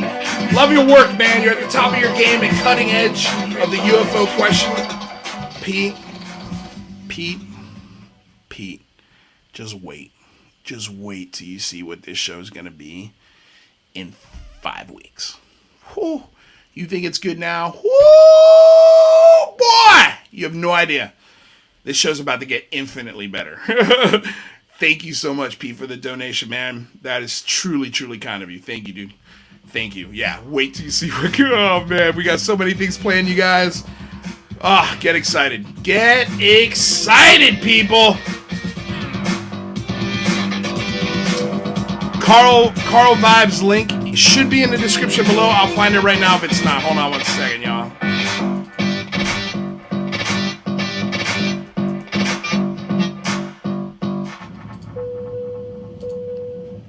Here's Carl Vibes, a link, you guys. We're on our final approach to Detroit Metro. Press your seatbelts and put your seat back into an upright position. I think this is... Right, is that him? Yeah, that's him. There you go. There you go, guys. That's Carl Vibes. Link. UFO Jane in the house. Thank you, darling, for being here. Thank you, UFO Jane. Love UFO Jane. Can't wait to see her Wednesday. Go check out UFO Jane's channel. Her link is also in the description, you guys. Another killer channel, another killer UFO investigator. She does some amazing work. She'll be here Wednesday to help us break down the Skinwalker Ranch episode 4. I've been loving her reviews. Cannot wait for her to be here. I can't wait either. I can't wait either, UFO Jane. For real, girl. For real. Man, I would love to see... Jane, did you see Christina's jacket on today's show? She was looking sharp. Looking so sharp. I would love to see a show where both you girls wear the same jacket. I don't know. It could be cool. It could be cool. It's just what I'm picturing. I don't know why I want to see that, but I do.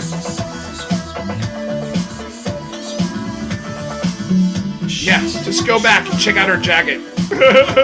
It was pretty fire. Pretty fire.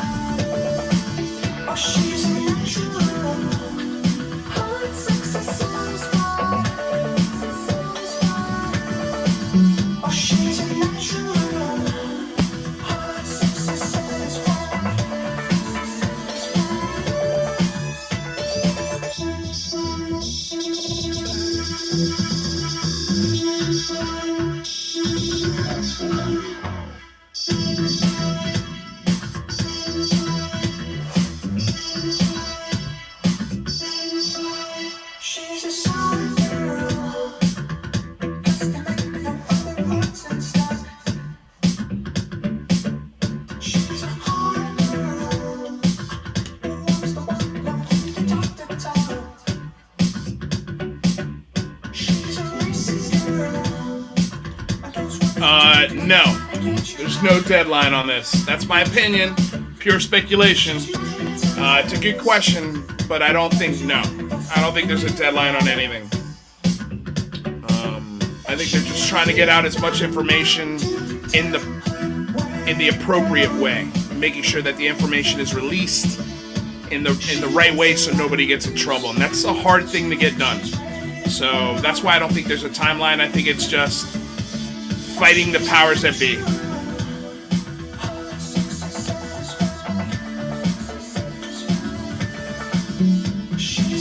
No, again, I think I just answered that question, but no.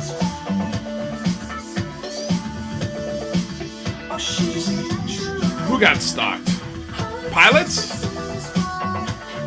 Stalking is, I don't know if I've ever heard that term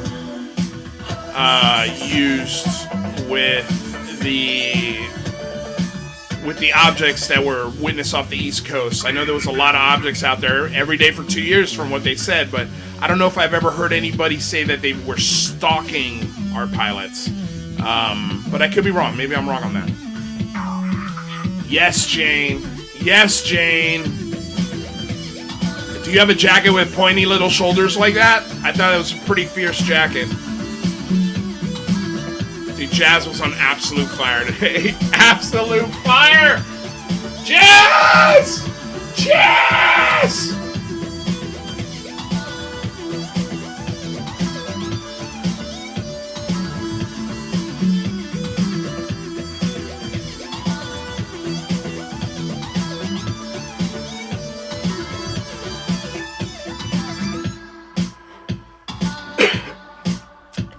Yeah, that is true. They definitely said it was disturbing. All right, you guys, last song, and then we're out of here. Again, thank you so much. Don't forget to check out DOS Tapes. Their Bandcamp link is in the description below. If you like the jams on this show, they're all produced by DOS Tapes. Every single jam. So definitely check it out. What do you say, Jane? Do you have a jacket like that with pointy shoulder tips? It'd be so funny, Jane. It'd be so damn funny if you showed up to Wednesday's show with pointy shoulder pads jacket. Please show up like that. That'd be great. It'd be funny. It would be funny. It'd be funny. For sure.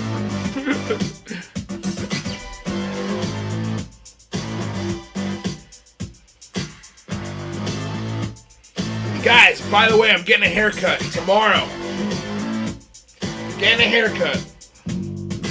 Not sure what I'm gonna get.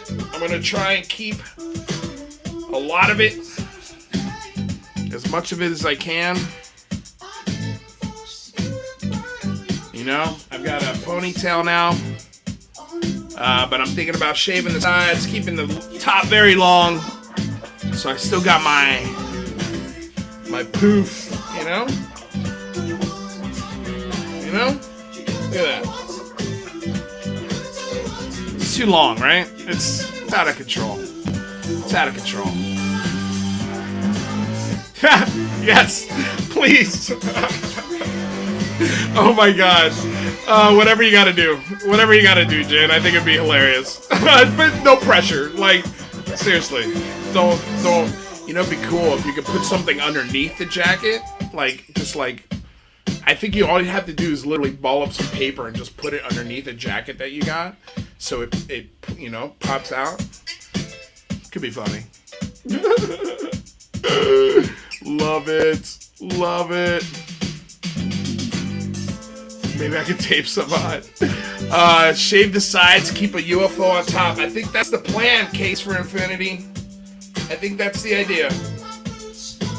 I'm kind of nervous. I've never had my hair this long, so I kind of want to keep it, you know? It's like, now I know why people get sad when they cut their hair. I feel like this hair tells the story of the last year of my life, you know?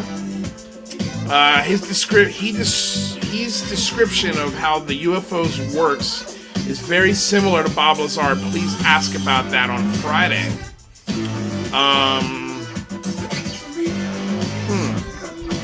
That's an interesting question. I don't know if, I feel like if you say Bob Lazar in the same sentence of a question to Lue Elizondo, he's gonna deflect. I'll see if I can squeeze it in. You know what, Felipe? Come the Friday show and ask that question. And a little tip, if you write in caps, sometimes I'll see the question in caps and I'll take it if we've got the time. But of course we gotta prioritize, you know, folks who throw in money. That's just the way I'm sure you understand. But you know, the Lue Elizondo, we've only, you know, it just depends on how much time we have with him. When I might open it up to some questions so people can get their questions in there. But You know, it's just tough. It's a tough. Yeah, I don't know how we'll do it. We're going to discuss it. I have a feeling we'll do the first half hour, 45 minutes of questions that we come up with for Lue, and then open up the last 20 minutes, 15, 20 minutes to questions from you guys, and see how that works. We'll see. It's going to be, it's always hard to please everybody when Lue Elizondo's in the house. You know, we got people in the show who want to ask questions, you know, that are part of our panel. We've got folks who are emailing us and tweeting us. We've got people in the chat. Everybody's got a question for Lue, so we're trying to pick out the best ones we possibly can, and see what happens. You know, see what we come up with. But you guys are all part of it. So, oh, from Brazil, nice, brother. Thank you. Welcome. I thank you. Thank you, man, from Brazil. I love folks from out of the country. Thank you. Sometimes I mess things up. Let's see here. Lue, warping space, no sonic booms. That's, yeah, warping space and no sonic booms. It's interesting. It's just an interesting theory. I mean, obviously, right? Like, to warp space means you may not have sonic booms. I don't know. I've never heard what it sounds like when space gets warped. Be interested to know, though.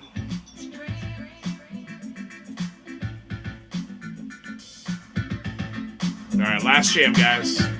For real this time.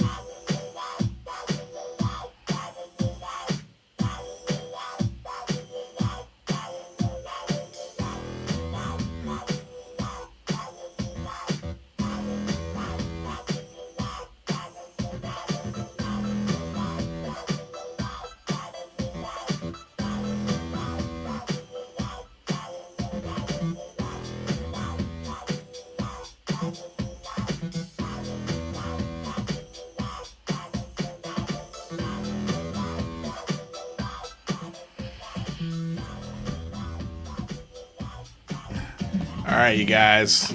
Thank you so much again for tuning in, watching the show, loving the show. Was just reading some messages, got lost in the messages. I think this Jazz Shaw interview might have blown up. I don't know. We'll see. If you haven't watched it, go back and watch the Jazz Shaw and debate. And yeah, it was pretty wild. So it was fun. So everybody, Felipe, UFO Jane, Case for Infinity, Creepy Little Book, Pete, Schoolcraft, XUAP, Fred, Carl Vibe, Alien Scientist, Jeremy, Matthew Capozzoli. Sorry if I messed that up. All of you guys, Jay, thank you all so damn much for making this show possible and making it great. I seriously love all you guys out there. Till next time, peace.